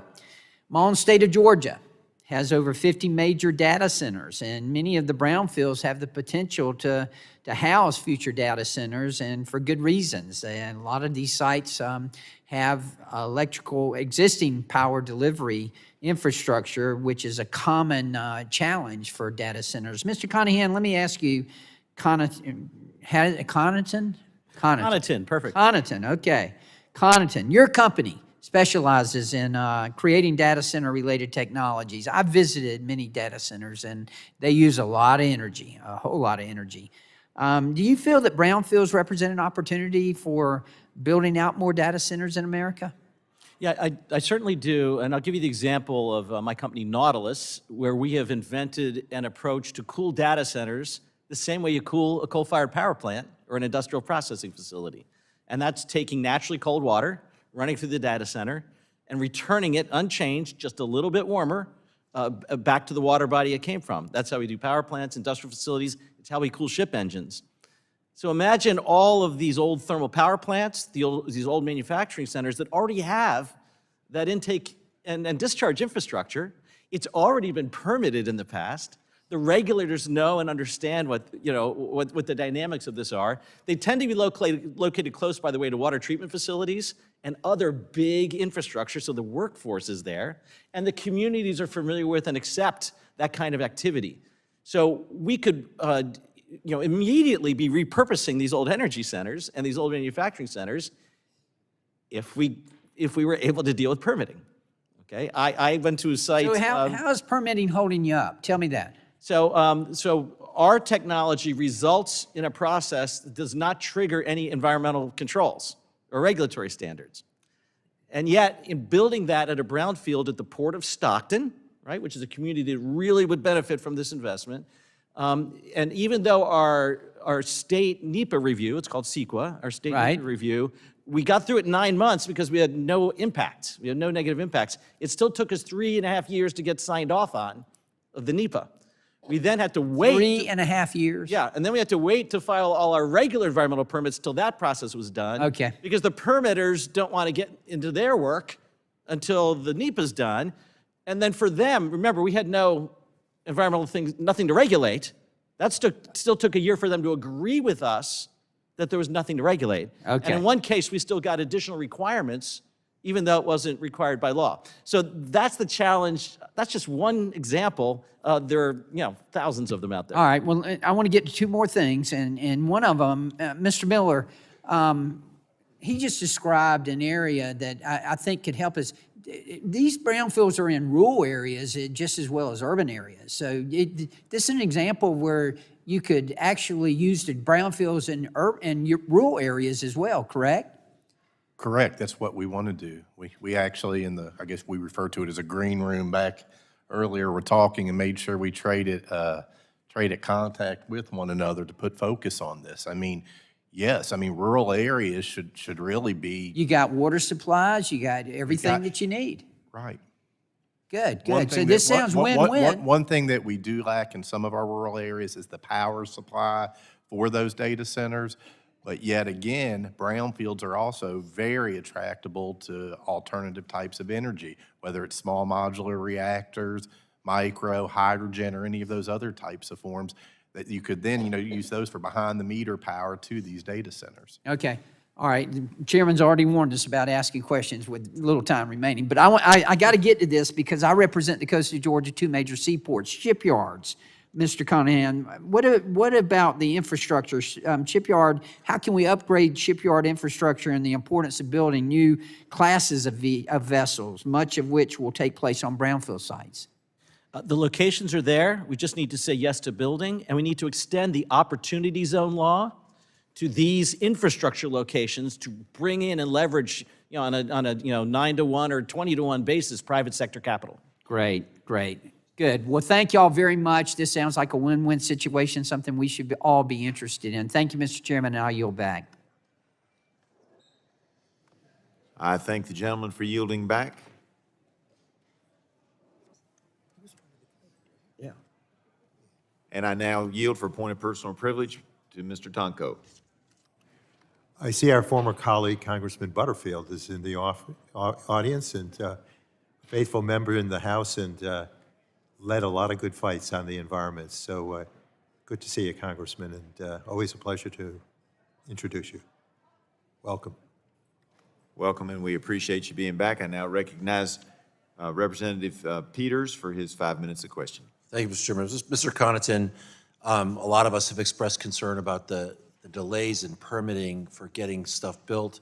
We've worked really hard on clean energy, in particular on this committee, and even the Biden administration recognized that. Last year, they took some steps to expedite permitting under the National Environmental Policy Act, or NEPA, for clean energy on disturbed, developed, or lower conflict areas. So we're all in this permit reform game. I wanted to ask you about something, a distinction you drew in your testimony about limiting the scope of NEPA review to unquantified impacts. Can you tell me what that means versus quantified? What is an example of that? Yeah, so if you take the original NEPA law, so read it, second page, it says the agency shall consider unquantified impacts. Because in 1970, we didn't have this modern body of environmental law. So it was a good idea. Okay, and I'm a big defender of NEPA, by the way. I think NEPA is important. But over 50 years, we now have environmental laws covering everything, quantifying everything. For example, the Clean Air, Water Act. So water, endangered species, Right. dust. You name it, we have a law that covers it, and then state and local laws that do it on a fine-grained basis at the local level. And so all project developers have to comply with all of that, and they do. That's the great thing. We should be celebrating that. They do comply with it. And so this idea for NEPA is, I had a 160-page NEPA document I had to do for my first data center, and all it talked about was all the stuff the other agencies were going to regulate. But I couldn't get to them until I got through my CEQA process. And so this is my point. It's redundant. So what's the unquantified impact in that case? So you have in other words, you have the Clean Water Act that says you can release a certain amount of pollution, but not over that amount without a permit.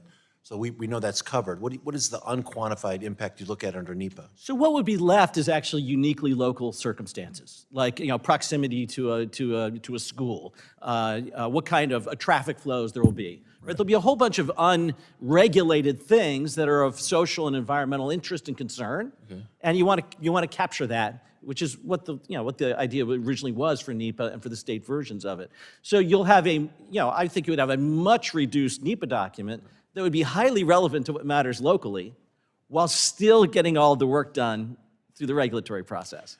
A lot of people on my side of the aisle expressed concern that would limit public input into these decisions. So give me an example of why that's not a concern for one of these quantified impacts you won't be analyzing under NEPA anymore. So you would have a public comment related to the zoning of the site. So that's the first and most important place. So the community speaks about site suitability through zoning. And you got to preserve that, and that's good. If it's a federal project, federal lands, or the stuff the FERC cites, then you have a national process for that, in which there's extensive public provision for public engagement, and they can sue. So you also have the public being able to participate in lawsuits. So that'll occur. In the unquantified NEPA piece, the community will participate in the development of the unquantified analysis. So they'll have that. And then, with respect to the regulations, there's 6, 7 layers of public participation in the original legislation, in the development of the regulation, in the development of the standards, in the permits that are provided for those activities. And then public participates in enforcement. You can have citizen enforcement, and they can participate in lawsuits. So by a long shot, NEPA is not the only point of public impact, whether it's quantified or unquantified. Well, arguably, it's actually the least important in terms of environmental compliance. It's the most important in terms of local suitability. Right. A lot of folks have also suggested that we don't need to change the process. What we need to do is really staff up the agencies. I know the Biden administration led an effort to provide $1 billion to do that, and that may be under some question. Is that an answer in this case, or do we have to have process reforms? No, we have a gross mismatch between the scale of what we need to get done and the number of officials we have to do it. And it's a gross mismatch. Right. And there's no addition of staff that will change that. Let me tell you why. Let's just assume it's 100,000 projects. It's more like 200,000. Let's assume it's 100,000 projects. That's 100,000 projects. Each project developer is hiring lawyers, environmental consultants, and engineers. Their banker is doing it too, and their insurance company is doing it too. Okay, so that's a lot of professionals per project, 9 at a minimum to sign off on the project. Then it goes to the federal, state, and local regulators, 5 to 25 permits, okay, times all the districts and states. Okay, so you end up with sort of thousands of offices involved in doing all this permitting, times 100,000 projects, each one of which then has another permit bundle for connecting to the grid and another permit bundle for doing digital connection. So that's several 100,000 requirements. That's millions of reviews. We're not built as a nation to handle what we now want. Right. As a matter of process. Well, I'm out of time. I do appreciate all your work on permitting and helping us get back to building stuff again. And Mr. Chairman, thank you for the hearing. I yield back. Gentleman yields back. Now recognize Representative Joyce for his 5 minutes of questioning. First, I want to thank Chairman Griffith for holding today's hearing on EPA's Brownfields program and the witnesses for joining us. In Pennsylvania, we are proud of our industries, the coal, the steel, and allied industries that were mined and forged in our cities and in our towns. Sadly, many of these legacy industries have fallen on hard times and gone out of business, leaving behind land in need of environmental cleanup and communities with limited resources to invest in that necessary redevelopment.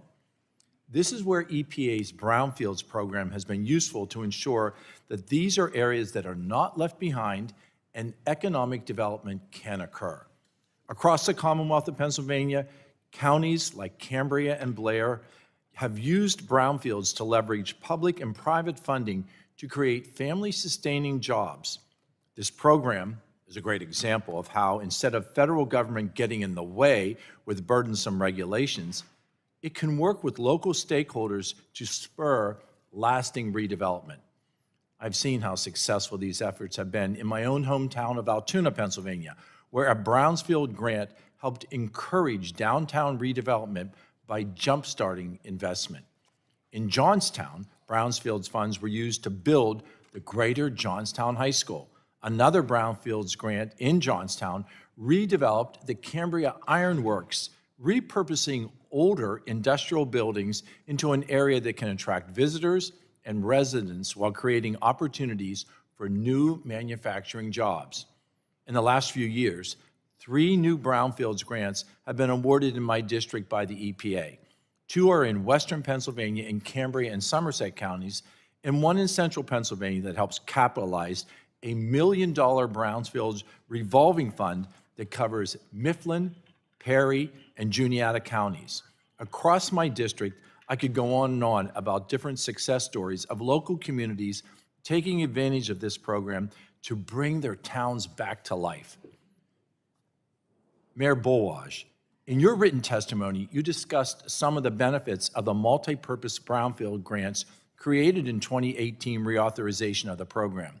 You also noted that it would be helpful for cities to be able to use the funding for wider areas. Are there any limitations on the funding that make it challenging to redevelop cities or maximize the value of these properties? And if so, do you have any recommendations on how the EPA could be more helpful for economic redevelopment?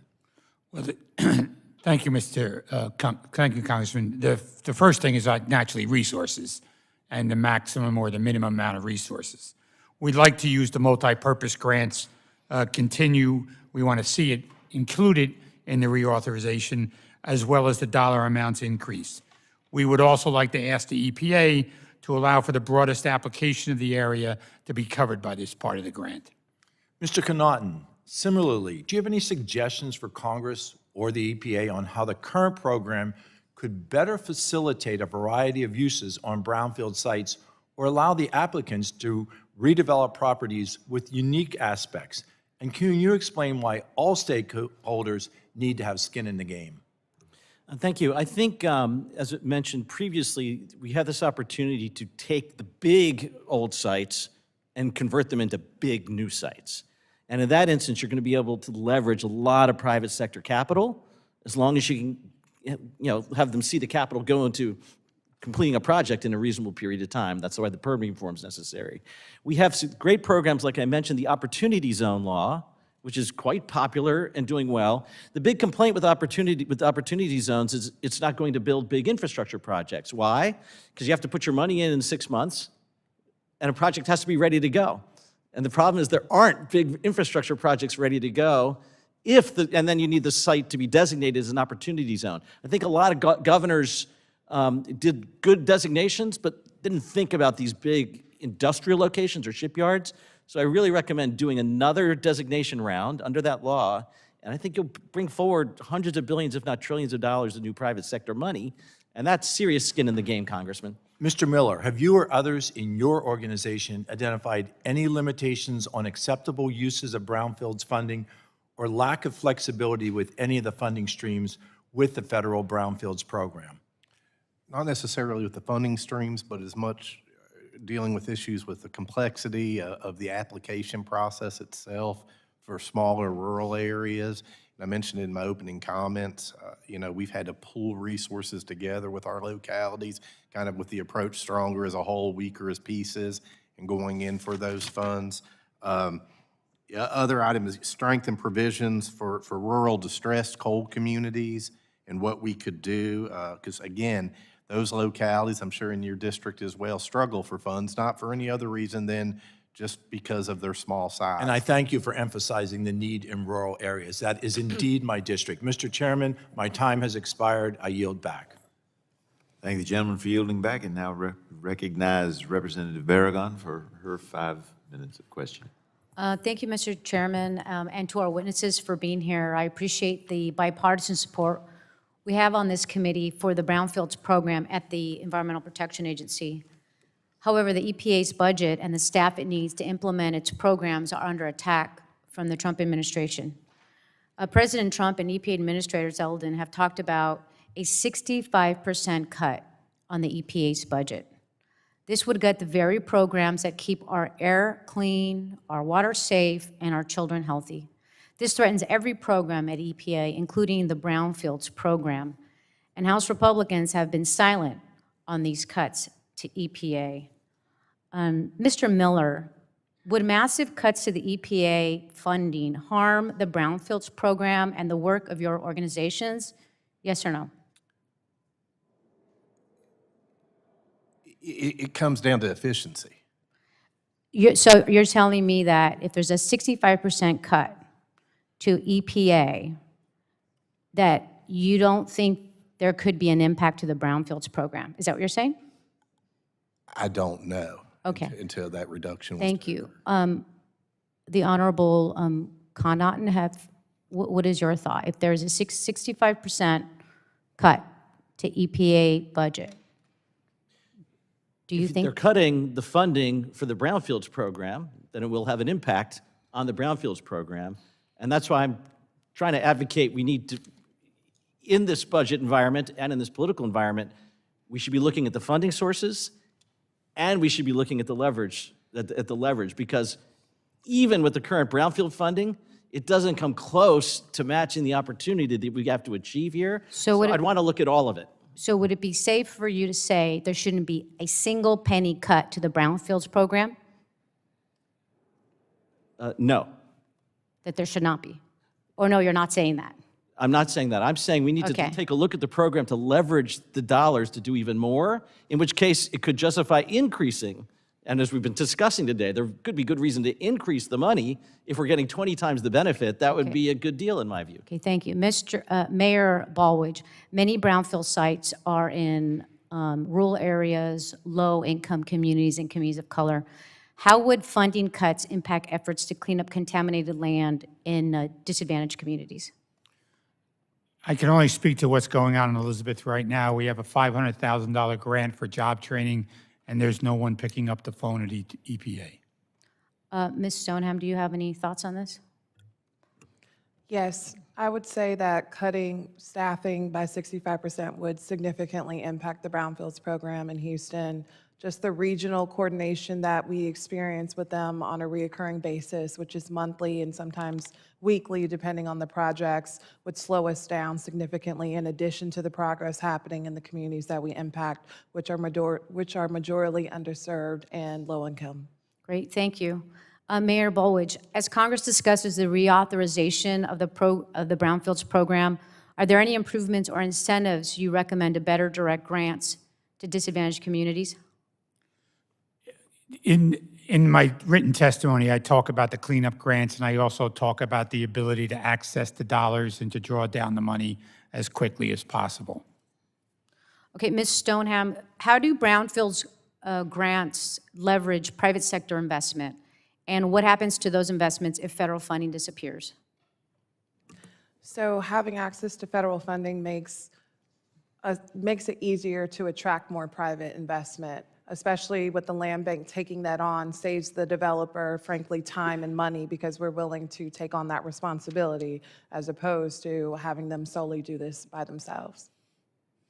Thank you. The EPA Brownfields program is an important program for communities, even in my district, actually quite a bit in my district. In Carson, California, we received $1.8 million in grants to clean up a former oil refinery site so that the Los Angeles Sanitation can build a recycled water treatment facility on the property.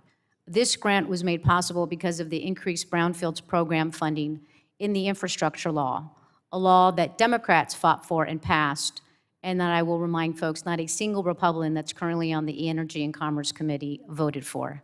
So as we fight back against devastating cuts to the EPA, I urge my Republican colleagues to speak up and to defend the good work that EPA does for all our communities. I yield back.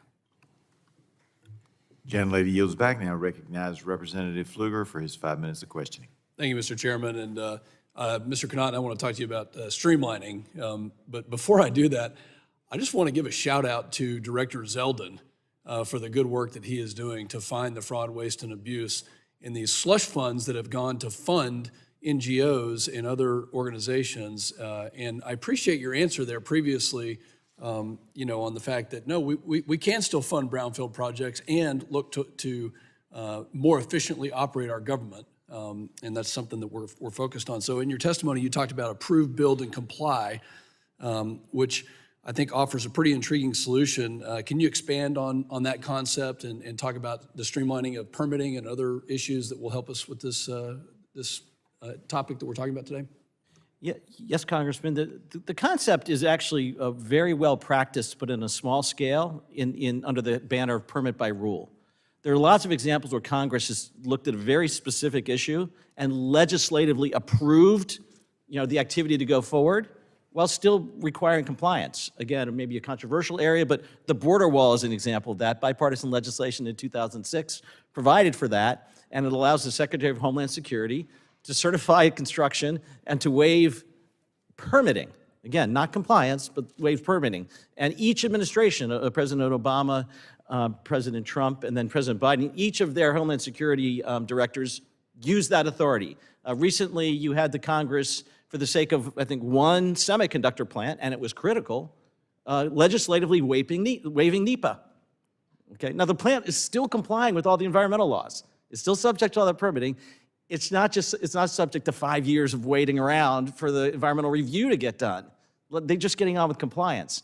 So that's happened in Congress. And at the administrative level, at the federal and state level, including in your state, and we have the Congressman from Pennsylvania, there's actually well-established procedures for automatic permitting, okay? And by Texas is the king of the states when it comes to that. And things move, investments happen. Well, thank you. I may come back to you on the state and local coordination there. I want to go to Mr. Miller.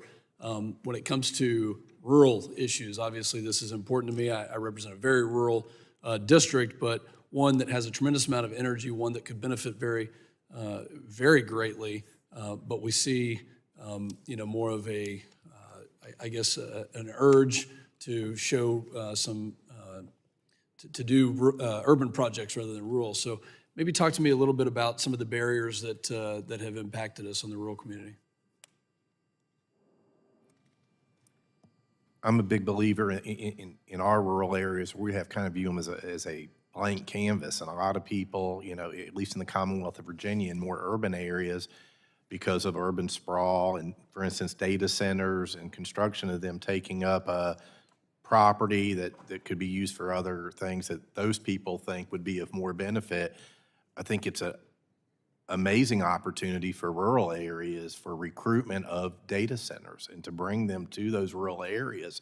A lot of data centers prefer to be in an area that's kind of away, especially when you're talking about Department of Defense and in more sensitive type data centers. So I really think a concise effort should be put on the recruitment of data centers to rural areas. And even, you know, through this brownfield funding, you know, maybe a set aside for data centers, preferably for rural data centers, but especially for rural or for data center type projects. I think that's the future. I mean, I think we all know that, and we have to have the power generation for those data centers, which again, brownfields present an excellent opportunity for that, especially in rural areas. So whether rural or urban, these projects are beneficial. They help us in a number of ways, but specifically on the rural areas, can you talk to us about maybe some of the challenges they face when it comes to not being able to match funds because we have small communities, or you know, how do they overcome that? Well, and that's one of the items I mentioned, of course, with the EPA Brownfield Fund specifically. You know, we talked about more funding from a grant standpoint for redevelopment. Not necessarily, I think they do a wonderful job with the assessment, though I love this approve, build, comply method that's being discussed. But we just need to figure out a way to, we can utilize matching funds, but we need redevelopment funds from EPA. In rural areas, we're really good to have a certain pot of money, especially state money for some of this development. But you have to have those matching funds. So again, I mentioned in my opening remarks, if we could create something maybe that, you know, with some of this brownfield funding for rural areas, and it can even have a match requirement to that. I think everybody's fine with that because we can stack. That's what we all do, I think. It's what everybody does to make projects work, especially at the cost we're looking at for these type of projects. Thank you. My time's expired. Yield back. Gentleman yields back. Now recognize Mr. Auchincloss, Representative Auchincloss, for his 5 minutes of questions. Thank you, Chair. Mr. Connaughton, I appreciate your proactive and prescriptive set of policy proposals for this, and I think it might help me to bring it to life, to use a specific example with you. I represent Massachusetts. We have a lot of brownfield sites in Massachusetts, many of them prime spots for redevelopment. We also have a big shortage of housing in Massachusetts and challenges with local zoning and land use restrictions that make it hard to build the housing that we need. Imagine a circumstance where there was a major brownfield site, state-owned, or that the locality granted to the state, and the state came to you and said, we want to develop this. We want to really build a huge amount of housing on this site. We got a big shortage of housing, and because it's a brownfield, we can bypass local zoning. In the future that you are envisioning in your written testimony, talk me through like what that would look like, how you would advise them, and how you would stack private and public capital to make it happen. So first, you need the zoning. Okay, so as soon as it's clear this is for housing, okay, that's the first gate. So now you have the local suitability. Second gate, you got to do the assessment. Assessment is not expensive, and it doesn't take a lot of time, and people know how to do it now. I mean, these professionals are sitting here. The EPA could pay for that, or you'd think the state would pay for that? Well, actually, if I knew as the developer that I could actually get through the permitting process then and get the project up and running in under 2 years, I'll pay for the assessment. Got it. Okay, because I'm not at risk now. Yep. That's the key. If I'm a developer, I know that I'm only 1 in 20 is going to pay off. I can't do 20 assessments. But I'll pay for the one if I know I will actually be able to develop on it. That's the key to this process. What do you mean by not at risk for it? I mean, that's true now, isn't it? That they're not at risk for it? So what happens is I get the zoning, okay? I then wait for the assessment, and that takes longer than it should. And then when the assessment's done, then I go in, and I still don't know if I'm going to get all of my other permits. Oh, I see what you're saying. That's the environmental permits. So I distinguish siting and assessment from permitting. I still don't know that somebody's not going to come in and shut me down, 2/3 of the way through my development 2.5 years later. That's the big problem. That's why it's the sites you don't see investors show up for that the ones you should be worried about. Right. Because investors will go where they can get the return on their investment fastest. And for data centers, that's certainly the case. If I can't get it up and running under a year, I'm not interested. Okay, and so that's the critical step. And if the assessment came back as showing contaminants, again, in your ideal scenario, what happens next, provided that the developer and the state are still on board with wanting to develop housing? Well, actually, these great professionals have put together, there's just a cookbook for that. Yep. And it's cookie cutter. Everyone knows what they need to do. They know what the thresholds are. They know how to do, whether you have to cap the site or do some soil removal, or put industrial, not housing. So you put the industrial on the lightly contaminated locations and the housing on the clean ones. So that process is now really they're great at it. And so my view is let the professionals do a good job. Let them do what they know how to do already. And the friction that you identify in our current system is that there is not enough pre-approval of those professionals to just go out and do it? Yeah, just go out and do it. And here's the issue. If you imagine that we actually have to do 20 to 100x, right? There's no growth of the professional government class to be able to keep up with all that requirement. Right. We need to let each government professional, I don't want to lose the government professionals. I just want them looking over 100 sites, right? And moving 100 sites along rather than focusing on 1 or 2, right? And more important, I want them inspecting and enforcing against the bad guys who are rare, rather than have them focusing on the good guys who actually know what they're doing. Mayor, did you want to speak to that? I just want to reinforce his point. We had a old plastics factory, and we did the assessment with brownfield dollars, and the assessment said you have to clean away 3 feet of the soil and remove that soil, and then you could put a Little League field there. If we didn't remove the 3 feet of soil, we'd have to put pavement there. So we chose to remove the 3 feet of soil, build 2 Little League fields, and actually we took the bad soil and brought it to the site that I described that was the mall, where we are preventing the leachate from going into what's called the Arthur Kill, the waterway there. So it was a win-win for everyone involved. But once the assessment was done and the plan is there, then you can leave it to the mayors or the economic development directors to follow up on the next process. Yield back, thank you. Gentleman yields back. Now recognize Representative Miller Meeks for her 5 minutes of questioning. Thank you, Chairman Griffith and Ranking Member Tonko, for holding this important hearing today. And I also want to thank our witnesses for testifying before this subcommittee. Iowa, like other states, has abandoned, idled, or underutilized industrial or commercial properties where real or perceived environmental contamination hinders redevelopment. The Brownfields program is essential to helping communities address these challenges, turning what were once underutilized and potentially hazardous sites into spaces for economic growth, environmental protection, and public health improvements. Mr. Connaughton, your testimony calls for leveraging private market forces and certified professionals to enhance the impact of government programs. How can the EPA better integrate private sector involvement into brownfield redevelopment efforts, and what role can private investment play in accelerating the cleanup and redevelopment of these sites? When it comes to certified professionals, the analogy I like to use is taxes. So I don't go to my CPA and then tell them what I'm expecting to earn next year, and having the CPA evaluate it, and then go to the IRS and get the permission for me to earn the money before I'm allowed to pay my taxes.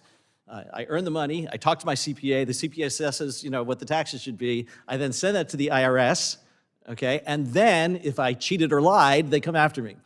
And so I see this the same way. We have this incredible class of private sector professionals now who are almost all of whom are certified to do the legal work, the biological work, the engineering work, to provide full assurance of environmental and public health and safety.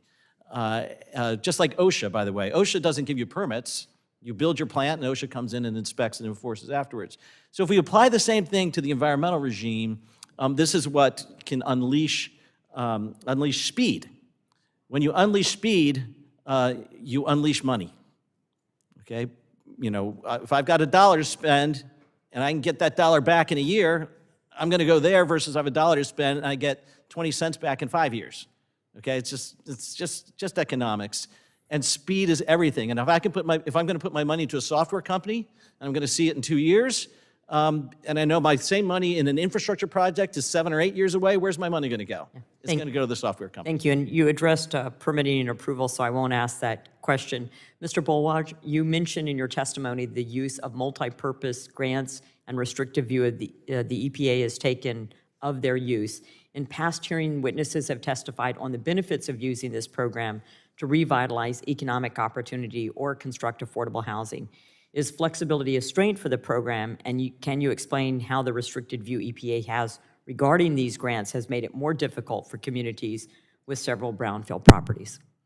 Well, the multi-purpose grants, as you said, creates flexibility, and that's something we pushed for in the 2018 reauthorization, and we're extremely grateful for that. It also helps what some of the other witnesses were talking about with rural communities and those communities with a lot less population, and those grants, the multi-purpose grants, clearly gives a leg up to those communities. Mr. Miller, you mentioned that for every federal dollar invested in brownfields cleanup, communities see an average return of $20 in economic activity. Can you elaborate on how these economic returns are measured, and are there specific success stories from southwestern Virginia or other rural areas that highlight the long-term economic benefits of the brownfields program? Absolutely. I mentioned, I believe earlier to a previous question, Project Intersection, which is in Norton, Virginia. We were able to, turn a small amount of brownfield funding into close to $35 million in investment to develop that industrial site. So that number is actually an EPA figure, and I would probably say, at least in the coal fields, it would be a whole lot higher in terms of what the return is that we receive. Thank you. You also highlighted that the Brownsfield redevelopment creates over 10 jobs per 100,000 spent. And how are these jobs being allocated, and what steps can be taken to ensure that displaced rural workers, to Representative Pfluger's comment, as well as younger generations in these communities, are able to access these opportunities? And that's an issue we deal with. It's a nut we haven't cracked yet because of limited population of a working age.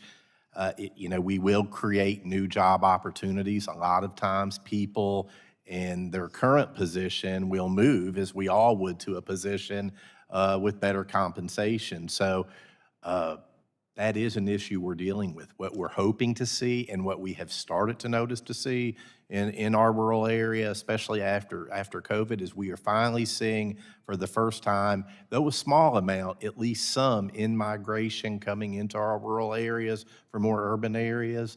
And so we certainly, when those people do come to the area, we want to be able to have things in place that they can make a living and prosper.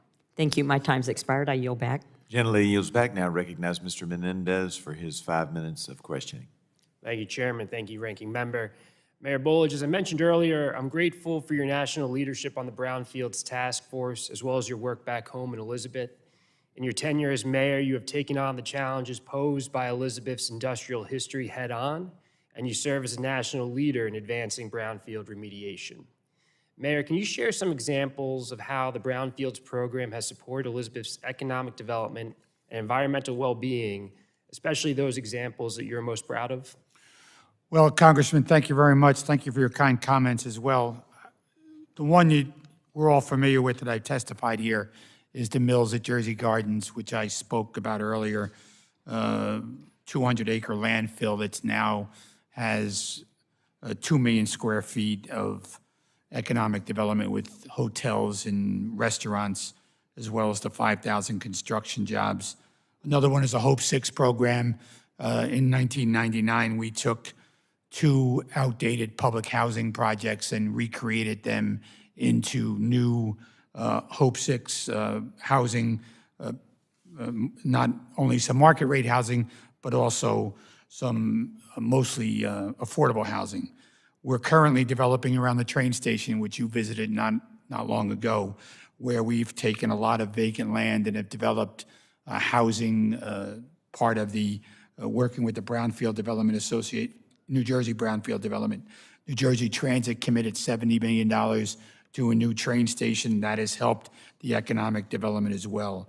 Harborfront Villas was another project on the waterfront that's created market rate housing. So those are three of the projects, plus the Little League field that I just mentioned as well. And we developed some neighborhood gas stations now into small public uses. So in short, it's fair to say that the Brownfields program has helped transform Elizabeth. Well, it's created an awful lot of economic development as well as jobs and tax ratables.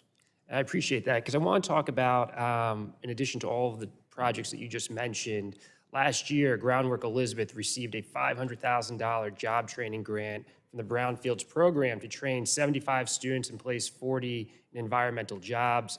I think you've alluded to it earlier, but Mayor, can you provide an update on Groundwork Elizabeth's grant? So the Groundwork Elizabeth grant would go towards, as you know, Congressman, we're a densely populated community. And we've worked diligently to identify resources in order to address brownfields and economic development. The mills at Jersey Gardens is one area, but getting into this specific issue, Groundwork Elizabeth has worked with the Housing Authority in our city. They've worked with other nonprofits. They've worked to develop job training for young people. This proposal generated almost $1 million award from the National Science Foundation for air quality monitoring walks that we're doing in partnership with Rutgers University. I say this, that not only is the Brownfields grant responsible for that, but it's generated money from Rutgers University and other areas in order to work on air pollution issues, being a hub of transportation where the city of Elizabeth sits in the state of New Jersey. Yeah, absolutely. And Groundwork, and I appreciate you having me in with Senator Booker to speak with them directly about the work that they're doing. And with respect to that specific grant, my understanding is that it's currently being delayed, the funding that was appropriated, the $500,000. Is that accurate? So actually, as I told Congressman Pallone earlier, I was on the train on the way here this morning at 6:40, and I was informed that the grant has been held up based on chaos. Yeah, it's disappointing because it would have put students to work. It would have helped facilitate the remediation of New Jersey's brownfields, and it would have connected folks to good-paying jobs, which I think is such a bipartisan set of accomplishments that we could have been doing right now, but is held up because of President Trump's unconstitutional funding freeze, preventing congressionally authorized grants from reaching the communities that we all represent. And it's obviously disruptive to the things that we all want to make progress on. So, Mayor Bollwage, just if I could ask you a yes or no question, in your experience, has EPA staff provided Elizabeth and other communities with valuable technical assistance related to brownfield remediation? In my 33 years as the mayor, we've worked very closely with the EPA under Democratic and Republican administrations in order to benefit my community. Yeah, I mean, the staff does an incredible job. We need to fund the EPA, make sure that we don't have staffing cuts so we can continue the incredible work that you've testified here today. Thank you for your leadership. It's a real privilege to call you a partner and a friend. And with that, I yield back. Gentleman yields back. Now recognize Mr. Evans for 5 minutes of questioning. Thank you, Mr. Chairman, and thank you to the ranking member and, of course, to our witnesses for taking the time today. My first question is actually to Ms. Stoneham. In a previous life, I was the code enforcement supervisor for a local municipality. And in that capacity, one of the biggest headaches that I had to deal with was either abandoned or defunct commercial or industrial properties within the city that attracted just a lot of, in local parlance, they were problem properties. We had one particular one where it became the de facto dumping ground for anybody that didn't want to pay to dispose of a sofa. And so in 1 week, we had 46 different sofas that were dumped behind this building that the city had to go pay to remove. And in your testimony, you mentioned that many of these properties that are either in the Brownfield program or potentially viable for that program are owned by absentee landlords or tangled in legal and financial complications that make redevelopment nearly impossible. And so that was something that I personally interacted with, trying to, again, police up some of these abandoned properties. And so the first question to you is there any way in how the EPA administers the Brownfield program that we could address some of these obstacles to redevelopment for those properties where you have either an absentee landlord or it's tangled up in some sort of legal proceedings because it's a defunct company and potentially that property and that building is the most valuable asset that that entity still owns? Thank you for acknowledging that statement and for your previous service. For that particular portion of my testimony, I was referring to one of the powers that land banks have, which makes us unique and special, which is clearing up some of those clouded title issues, some of the airship property issues, but also most of the time those properties are abandoned, tax delinquent, or non-tax generating properties that are also brownfields. So I'm not sure exactly if the EPA can get involved with that particular lane, but I was just sharing that the land bank makes us unique in being able to address additional powers outside of just the typical contamination or the assessment with the brownfields program. So the land banks do have some special play in spaces where you have a property that's tangled up in some of those issues? Correct. Different land banks have different powers. Specifically in Texas, we have the ability to request foreclosed properties at any point in the process, and we're currently navigating that process with our county and our city leadership so we can help to intervene some of those problems in addition to the contamination potential issues as well. Awesome, got it, thank you. Mr. Mayor, thank you for coming. Next question to you. You mentioned mothballed properties again. In our city, we call them problem properties. I'm just curious, can you speak to any barriers that you've seen between this program and then actually getting those boots on the ground resources to local governments? First of all, I really appreciate your story, by the way, because I live that every day with staff members. So the mothball properties usually is dealing with absentee landlord and people aren't involved in the property, and that's probably the bigger struggle.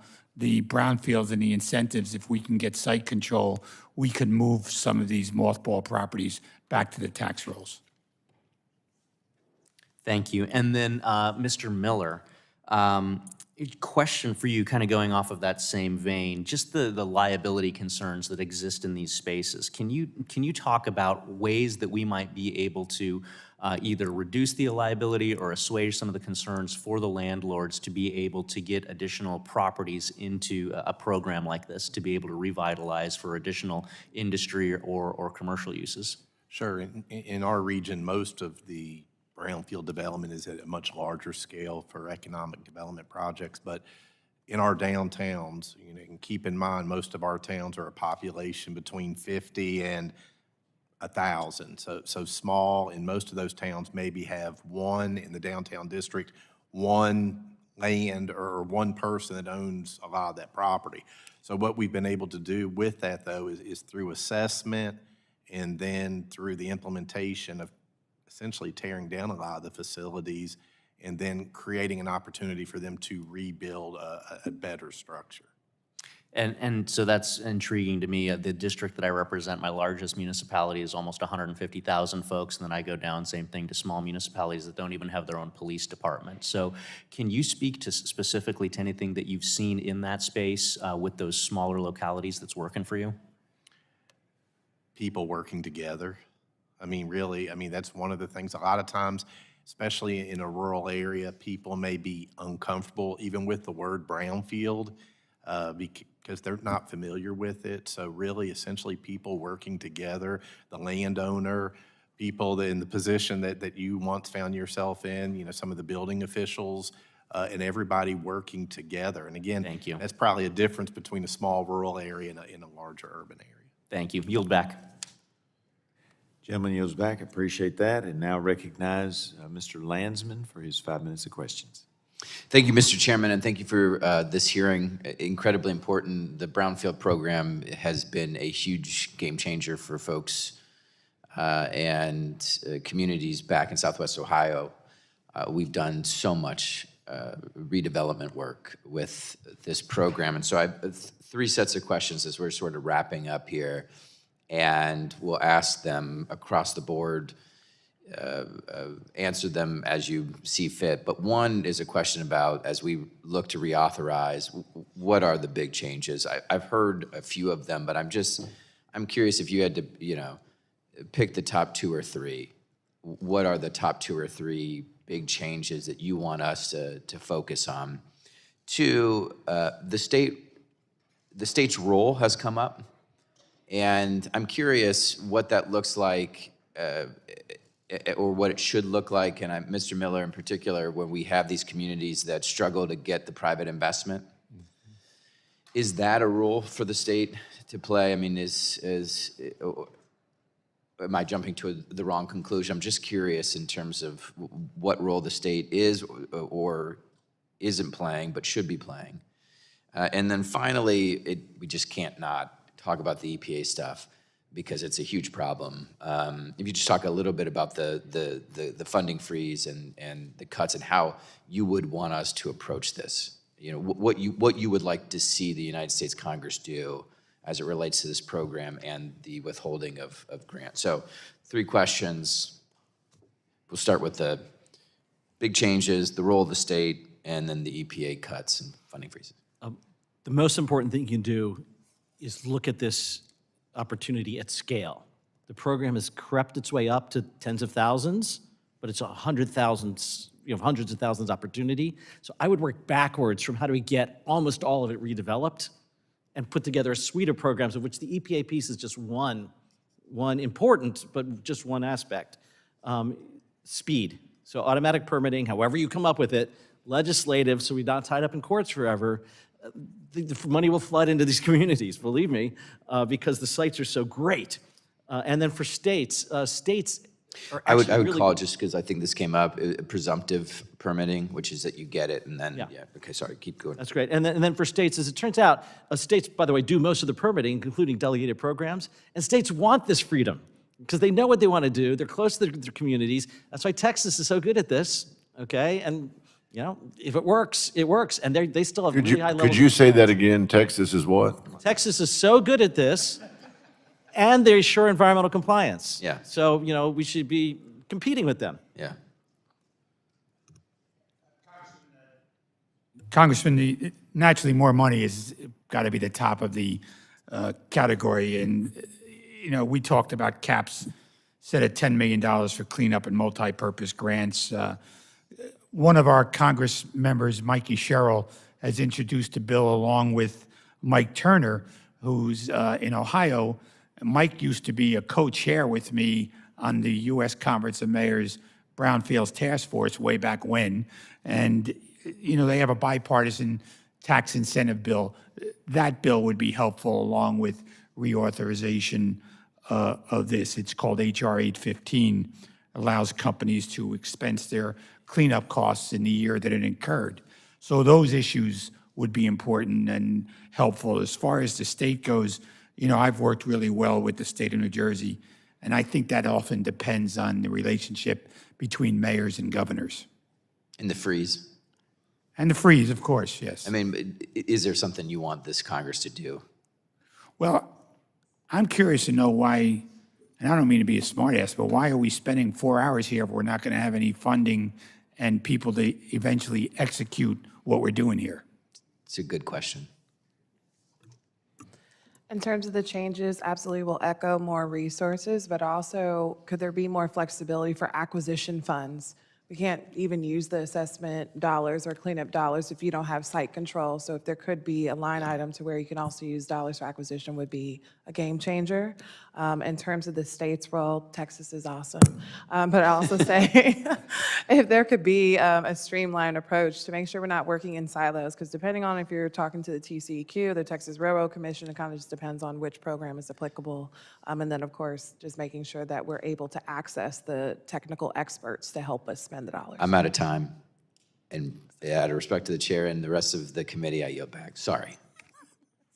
We'll get Duane's answer later when the Texas delegation is talking again. I now recognize Ms. Fedorchak for her 5 minutes of questioning. Excellent. Well, good afternoon. I think it's afternoon now. Thank you all for your expertise. This is a fascinating subject, and I would love to spend 10 minutes talking to each of you about this, but we have a very limited time. So I'm really going to zero in on the AI issues here. I agree with Mr. Connaughton that AI could drive or power the fourth industrial revolution in our country. But in order to do that, we need to power AI, and meeting the energy demands of this business that is a substantial challenge for our country. That's why I launched an AI and energy working group this week and invite you all to participate. We initiated an RFI seeking information, so I hope you all will participate in that. Mr. Connaughton, you have particularly piqued my interest with your thoughts on permitting reform. I spent 12 years permitting as an environmental permitter in my state, as a state utility commissioner, and so have a decent amount of experience in that. You mentioned this idea of certifying a third-party expert site assessments. That's brilliant. What's preventing this from happening more broadly? What's preventing it is not accepting the fruits of their labor. In law, federal law? In or- law, because Okay. they do the work, they certify it, they're liable, professionally if they're cheating or lying like CPAs, and then we spend 5 years working to agree with them. Okay. So my view is let's put the private sector professionals that we've trained to work, and let's accept the fruits of their work. Great.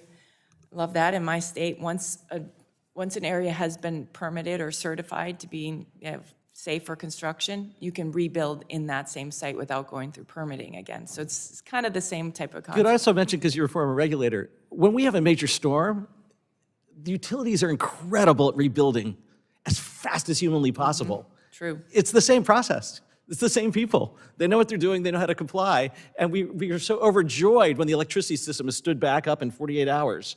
If we want to build new infrastructure, 4 years, 5 years, 6 Right. years, why don't we take the example of our emergencies and make that standard practice? And the same on your NEPA idea on the unquantified environmental impacts. So I'll be following up on those, and I'm sure many of my colleagues will be as well. I wanted to zero in a little bit more on your interconnection proposal, the 6-month window.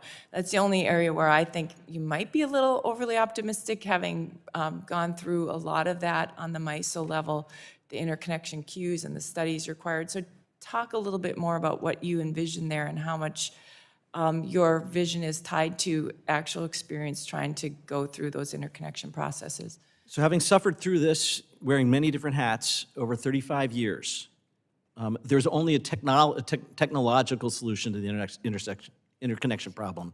So we have to get on with applying the AI and the hardware systems, and the RTOs currently aren't funded, and their business model isn't set up to do it that way.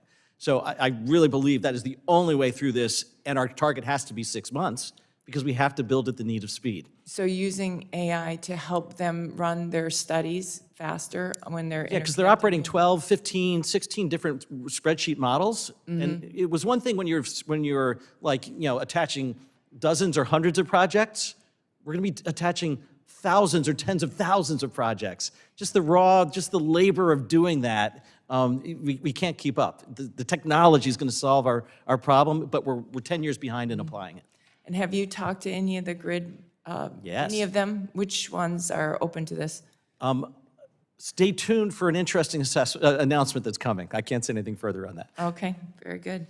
Then, just with my remaining 1 minute, I would like you and others, if they have time, to elaborate on what else should we be doing to stay ahead? Because I'm really worried that we're going to be falling behind China on our ability to really meet the energy demands of this industry. So, Mr. Connaughton, if you could start. Really focus on the communities that actually want to build. So let's put a priority where people actually want to do something. We spend a lot of time trying to work in areas where people just don't want to see the construction. So I'd start there, start with yes, and create a competition for outcomes rather than work with all the problem children. Okay. 20 seconds, anybody else? Duane Miller wants to say he'll take all those places. You actually read my mind. Any rural area with specific interest in Southwest Virginia. Yeah. And North Dakota. Yeah. Yes, ma'am. All right, thank you, I yield back. Gentlelady yields back. Now recognize Mr. Carter for his 5 minutes of questioning. Thank you, Mr. Chairman, and thank you to all of our witnesses for being here today. The EPA Brownsfield program revitalizes communities by transforming contaminated properties into economic assets. It attracts private investment, creates jobs, and boosts local tax revenues through funding and technical assistance for the assessment, cleanup, and redevelopment of potentially contaminated former commercial industrial sites. This transformation eliminates environmental hazards and stimulates economic activity benefiting businesses and residents. This is critically important A prime example of this type of development is the recent $2 million award of an EPA Brownsfield Cleanup Program grant for the city of New Orleans to support the environmental remediation of the former Naval Support Activity Complex in the downtown Bywater neighborhood. This vast, now vacant complex, completed in 1919 by the United States Navy, formerly served as logistics station for the Port of New Orleans and the military training site. Deactivated and sold to the city of New Orleans in 2011 for redevelopment, it comprises some 84,000 square foot, 6-story buildings on about 1.5 million square foot site. Thanks in large to EPA Brownsfield funding, the complex is now being redeveloped to create mixed-use development with 295 affordable residential units and ground floor retail space, including a grocery store and as the primary retailer. Ms. Stoneham, since taking office, President Trump has pledged to cut funding to EPA by 65%, undertaking significant indiscriminate staff firings and terminated congressionally appropriated EPA grant funding to local recipients. Can you tell us how the current atmosphere of the uncertainty impacts the EPA Brownfield programs, awards, and projects now underway in your home of Houston?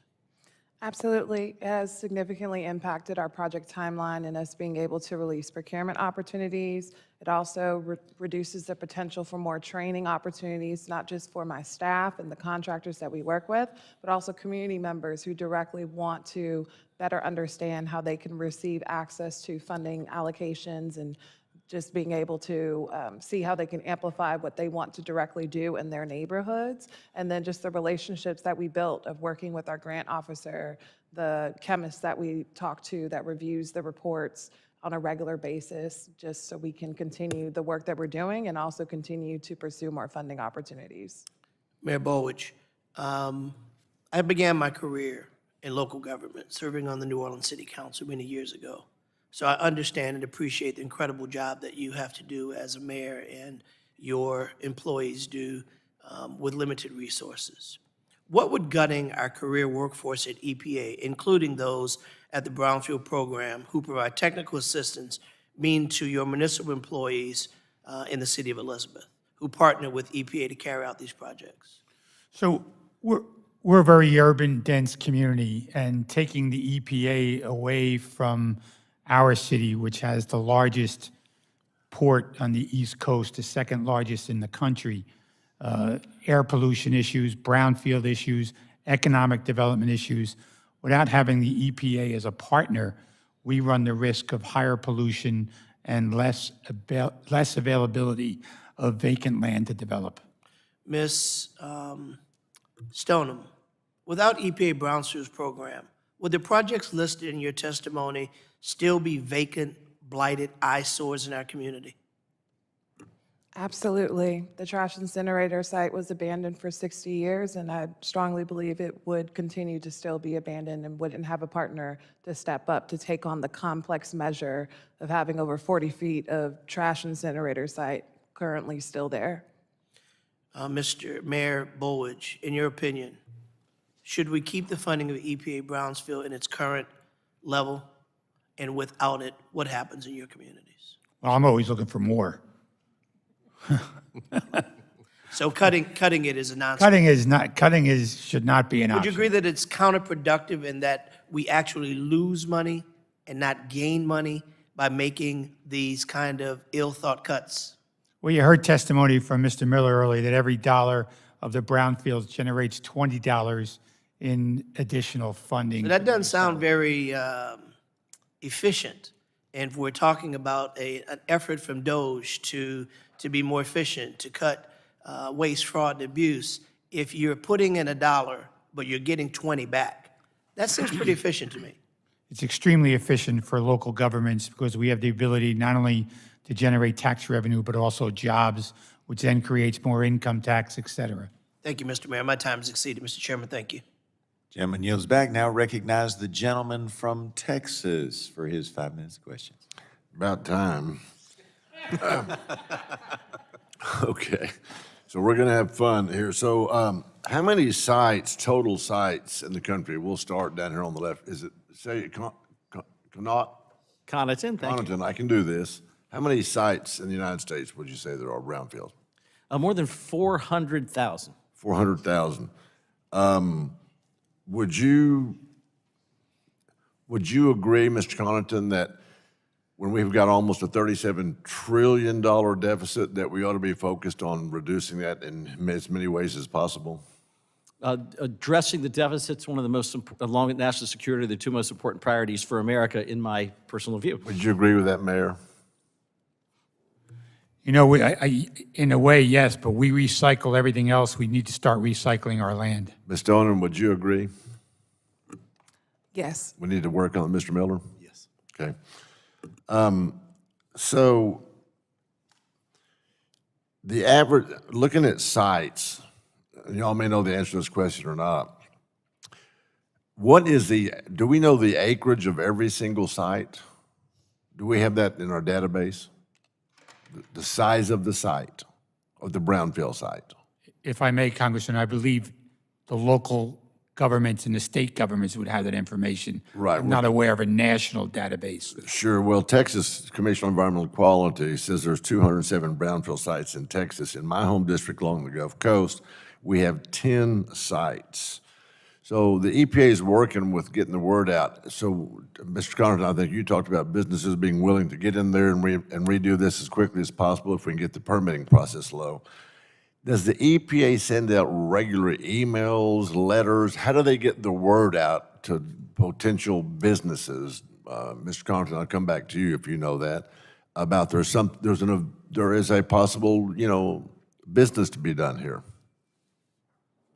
I think the answer is there's hundreds of different ways all of this gets communicated, federal, state, and locally, and it's a hodgepodge, but it is now coalescing into this understanding of 400,000 sites at different points, and maybe to get a jump on your point, which is we can and should sustain the EPA contribution to this effort, but I want to see all 400,000 addressed. Yeah, but we have to do them in order of ones that yield the most economic benefit. Exactly.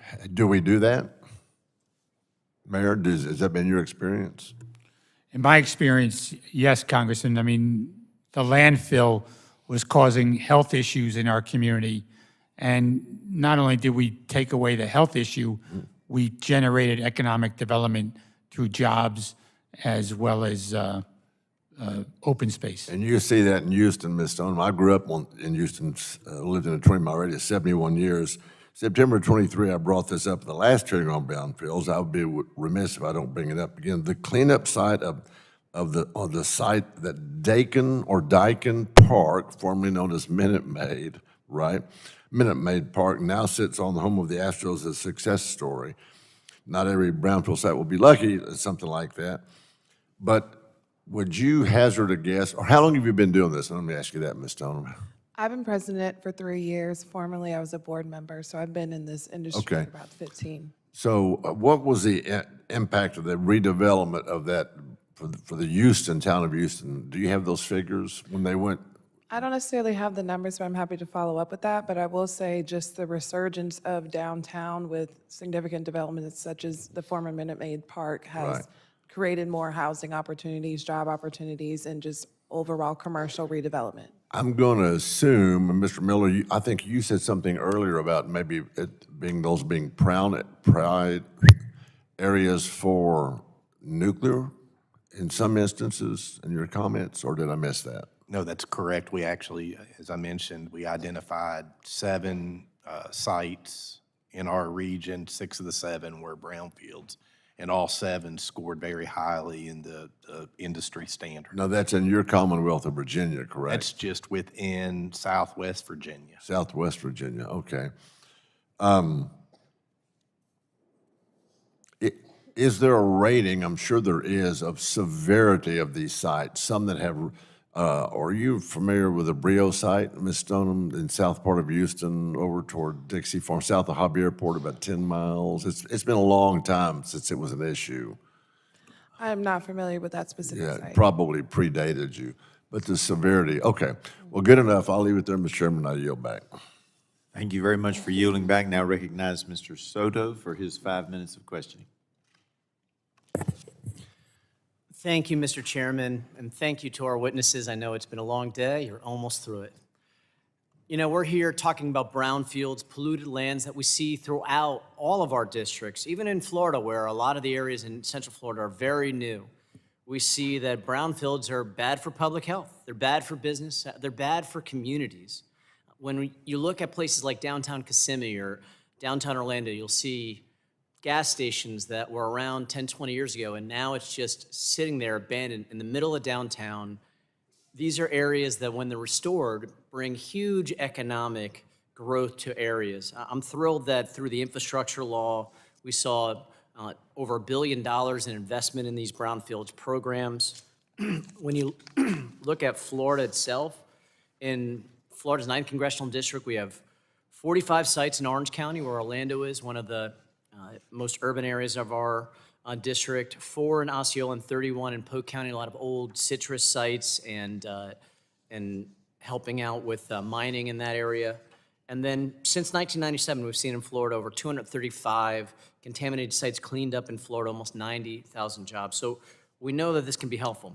So which is when I saw the 65% cut to EPA spending, I was deeply concerned about that. Now it looks like it won't be staff alone, it'll be spending cuts, and obviously we want to be mindful that this isn't strategic and it could hurt programs like the brownfield. Mayor Bollwage, how could a reduction in 65% spending or a huge reduction in staff affect brownfield projects that you're working on? Well, if it happens all at once, it'll create chaos, and that seems to be what's going on at the moment. I would not like, as a mayor of the 4th largest city in New Jersey, not be able to rely on EPA and EPA funding. You know, a long time ago, I lived in New Jersey and worked in Jersey City. Where? Oh, Jersey City? At the Lackawanna building in Jersey City, and then for Prudential, and I saw the important reuse through these brownfield programs. Like many New Jerseyans, I'm a Floridian for over half a lifetime now, and work very closely with our ranking member, Frank Pallone, and others. And we see this in Central Florida, in areas that, even though they may be a little newer, they're still already brownfields, and it's just leaving economic growth on the table. Do you think this would affect the number of years it takes to put these projects forward? Absolutely. I mean, you've heard an awful lot of testimony from Mr. Connaughton about the process. And if you eliminate the people who are reviewing the process, then the mathematical equation is it takes even that much longer. And then how important is consistency in getting investment and raising bonds to help match some of these funds? Well, being the 4th largest city, unlike the rural and the small towns, we have the ability to raise money through bonding issues. And that is helpful in redeveloping a brownfield site. But if you don't have the people to review it and you don't have the assessments done properly, then it takes that much longer. And the bonding agency is going to give you a more difficult rate to borrow that money.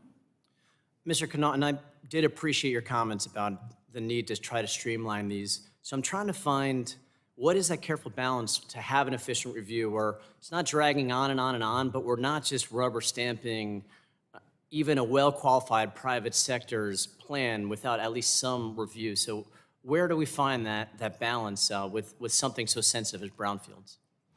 Well, the great advantage of the way we've constructed our modern environmental laws is they all have reporting, monitoring, self-reporting of noncompliance, auditing, inspection, and enforcement. And very different from when I started in my career, and many of you, we now have a culture of compliance when it comes to the environment. In fact, so non-compliance is very rare, and especially with respect to the kinds of big infrastructure projects that I've been talking about. Okay, they can't afford not to comply. So my view is, can we please let them? And they still have to do all the mandatory things with the judicial review behind that and citizen suits. So there's still risk if you screw up. We're just putting 99% of our effort on the people that don't screw up. And this goes to the resources issue you're raising. I really want to see our quite capable environmental professionals that are in these agencies. I want them working on the hard problems. I don't want them working on the easy problems. So I think we can find a really good outcome here. But also, I would just note, we have 400,000 to work on, and there's no amount of increase in the brownfields budget, which, again, I want money there, but there's no amount of increase that's going to get the rest of the 40,000. We've only done, tens of thousands in 25 years. So I want to be sure that, I hope you will look bigger and say, let's go after all of them because we need them, of which EPA is one contributing part. Which is why we need to keep EPA funding steady to keep these projects going. Thanks so much, and I yield back. Gentleman yields back. I'm going to take a point of personal privilege since he mentioned Osceola and Orlando. My constituent who lives not too far from Mr. Miller is Mac McClung, who plays for a two-way contract with the Orlando Magic and the Osceola Magic and is a three-peat winner of the dunk contest. And Mr. Chairman? Both Mr. Miller and I know his family, and we wish him well. If I may, I saw him jump over Shaq to dunk last year to win the championship. We're going to claim him partially, if that's okay with you, sir, since he does play for the Osceola share. We Magic. just want to make sure the Orlando Magic pick him up full-time. And that being said... I support that. We'll get the petitions going. We're doing it right here in the Energy and Commerce Committee. There you go. That being said, we have the policy in our committee of anyone who is on the committee being able to waive on. Ms. Dingle considers this an important matter and has sat here for some time so that she can waive on to the committee. We welcome her and now recognize Ms. Dingle for her 5 minutes of questions. Thank you, Mr. Chairman, for letting me be here and for this important hearing on EPA's brownfield programs. And thank you to all of the witnesses. I know that I've content for a long time. We've worked together on things. We agree most of the time. And it's great to be with all the witnesses. As we've heard today, the brownfield programs have a long history of empowering states, local communities, and stakeholders to work together to clean up contaminated sites, protect public health, and restore land for productive use. It has enjoyed strong bipartisan support in this committee, and I am hopeful that it'll continue in this Congress. In my district and across Southeast Michigan, the Downriver Community Conference operates one of the most successful programs in the country, as Jim knows. Serving 20 communities across 3 counties and over 900,000 residents, the DCC has secured and distributed more than $21 million in grants for site cleanups and their assessments. It's revitalized 200 sites, generating more than $700 million in investment, creating jobs, and strengthening the tax base of our downriver communities. Through the brownfield programs, the DCC has made Michigan a more vibrant, sustainable, and attractive place to live, work, visit, and raise a family, and we need to make sure this success continues. We must reauthorize and fully fund the program, and if you think people don't care, it continues to be an issue that brings many people that to town hall meetings every quarter that I hold that want. We're a heavy industrial area. We have a lot of places that need to be cleaned up. So the brownfield programs delivers real results, and we must ensure it remains a priority. Mayor Bollwage, a lot of people have asked you the same questions I was going to, so I'm going to ask you the same question, but a different way. If the brownfields programs, it's set to become insolvent in 2026, what will be the impact on your community if these resources are allowed to last? So we have identified 57 brownfield properties, of which we've developed about 15 to 18 properties. Without the ability to have assessment dollars or cleanup dollars, then our efforts to revitalize that property would be put off for another day or years. Or may not get cleaned up. Ever. And when we are revitalizing a community through brownfields programs, it's imperative that we center said community in the planning and implementation process, assuring that we are serving their needs first and foremost. Ms. Stoneham, you emphasized that a key part of redevelopment is ensuring to that end of product it's reflective of the priorities for your community. Can you talk more about how you accomplished this when you were administrating your brownfield grants in Houston? Happy to. We have a Brownfields Activation Committee, which is comprised of local community leaders, policy experts, professionals, and anyone who just cares, whether you're doing air quality, soil quality, water quality. We convene them on a quarterly basis in order to discuss our projects and to directly listen to what they would like to see. But we also host community visioning sessions with our architects so we can discuss what housing solutions can be placed, whether it's a duplex, a townhome, or whatever typology that may be. We also incorporated in the Houston Land Bank policy a neighborhood advisory council. So regardless if it's a brownfield or not, they have a scoring portion of our criteria. So when we procure land and give it to a builder, we actually gave them 15 out of the 50 points. Thank you. You know, what's important, I'm going to say this to all of you, is to remember that brownfield sites usually consist of multiple hazards that pose threats to the public health of their local communities. They're aware of it, they're scared of it, and that's the issue that drives a lot of this wanting to be cleaned up. Revitalization of brownfield field does not only mean an economic recovery, but the removal of threats that will contribute to the protection of our people's health. Ms. Stoneham, during your testimony, you mentioned that significant threats that brownfield sites present to the communities you work with in Houston. Can you speak more to the specific health challenges you've tackled through your work with the Houston Land Bank? Sure, and I also want to share a saying that I've adopted from one of my colleagues from ADAPTA, which is everything is a brownfield until proven not guilty. And we take that approach to everything that we look at when we're assessing the opportunities. Now, I'm not an environmental scientist, but I will say for our Project Yellow Cab, we removed about 20 feet of soil, some underground storage tanks. We found levels of dioxin and just made sure that we're very transparent also with the findings that we found and publicly share that on our website. So we're also educating the community about what a brownfield is, what these contaminants are, and they can directly talk to our consultants so they can better understand what solutions we're proposing to move forward with them. Thank you. I must yield back. I thank the gentlelady for yielding back. Seeing no further witnesses, I ask unanimous consent to insert in the record the documents included in the staff hearing documents list. Without objection, so ordered. I remind members that they have 10 business days to submit questions for the record. I'm already thinking of some, and I ask the witnesses to respond to those questions promptly without objection. Committee is adjourned.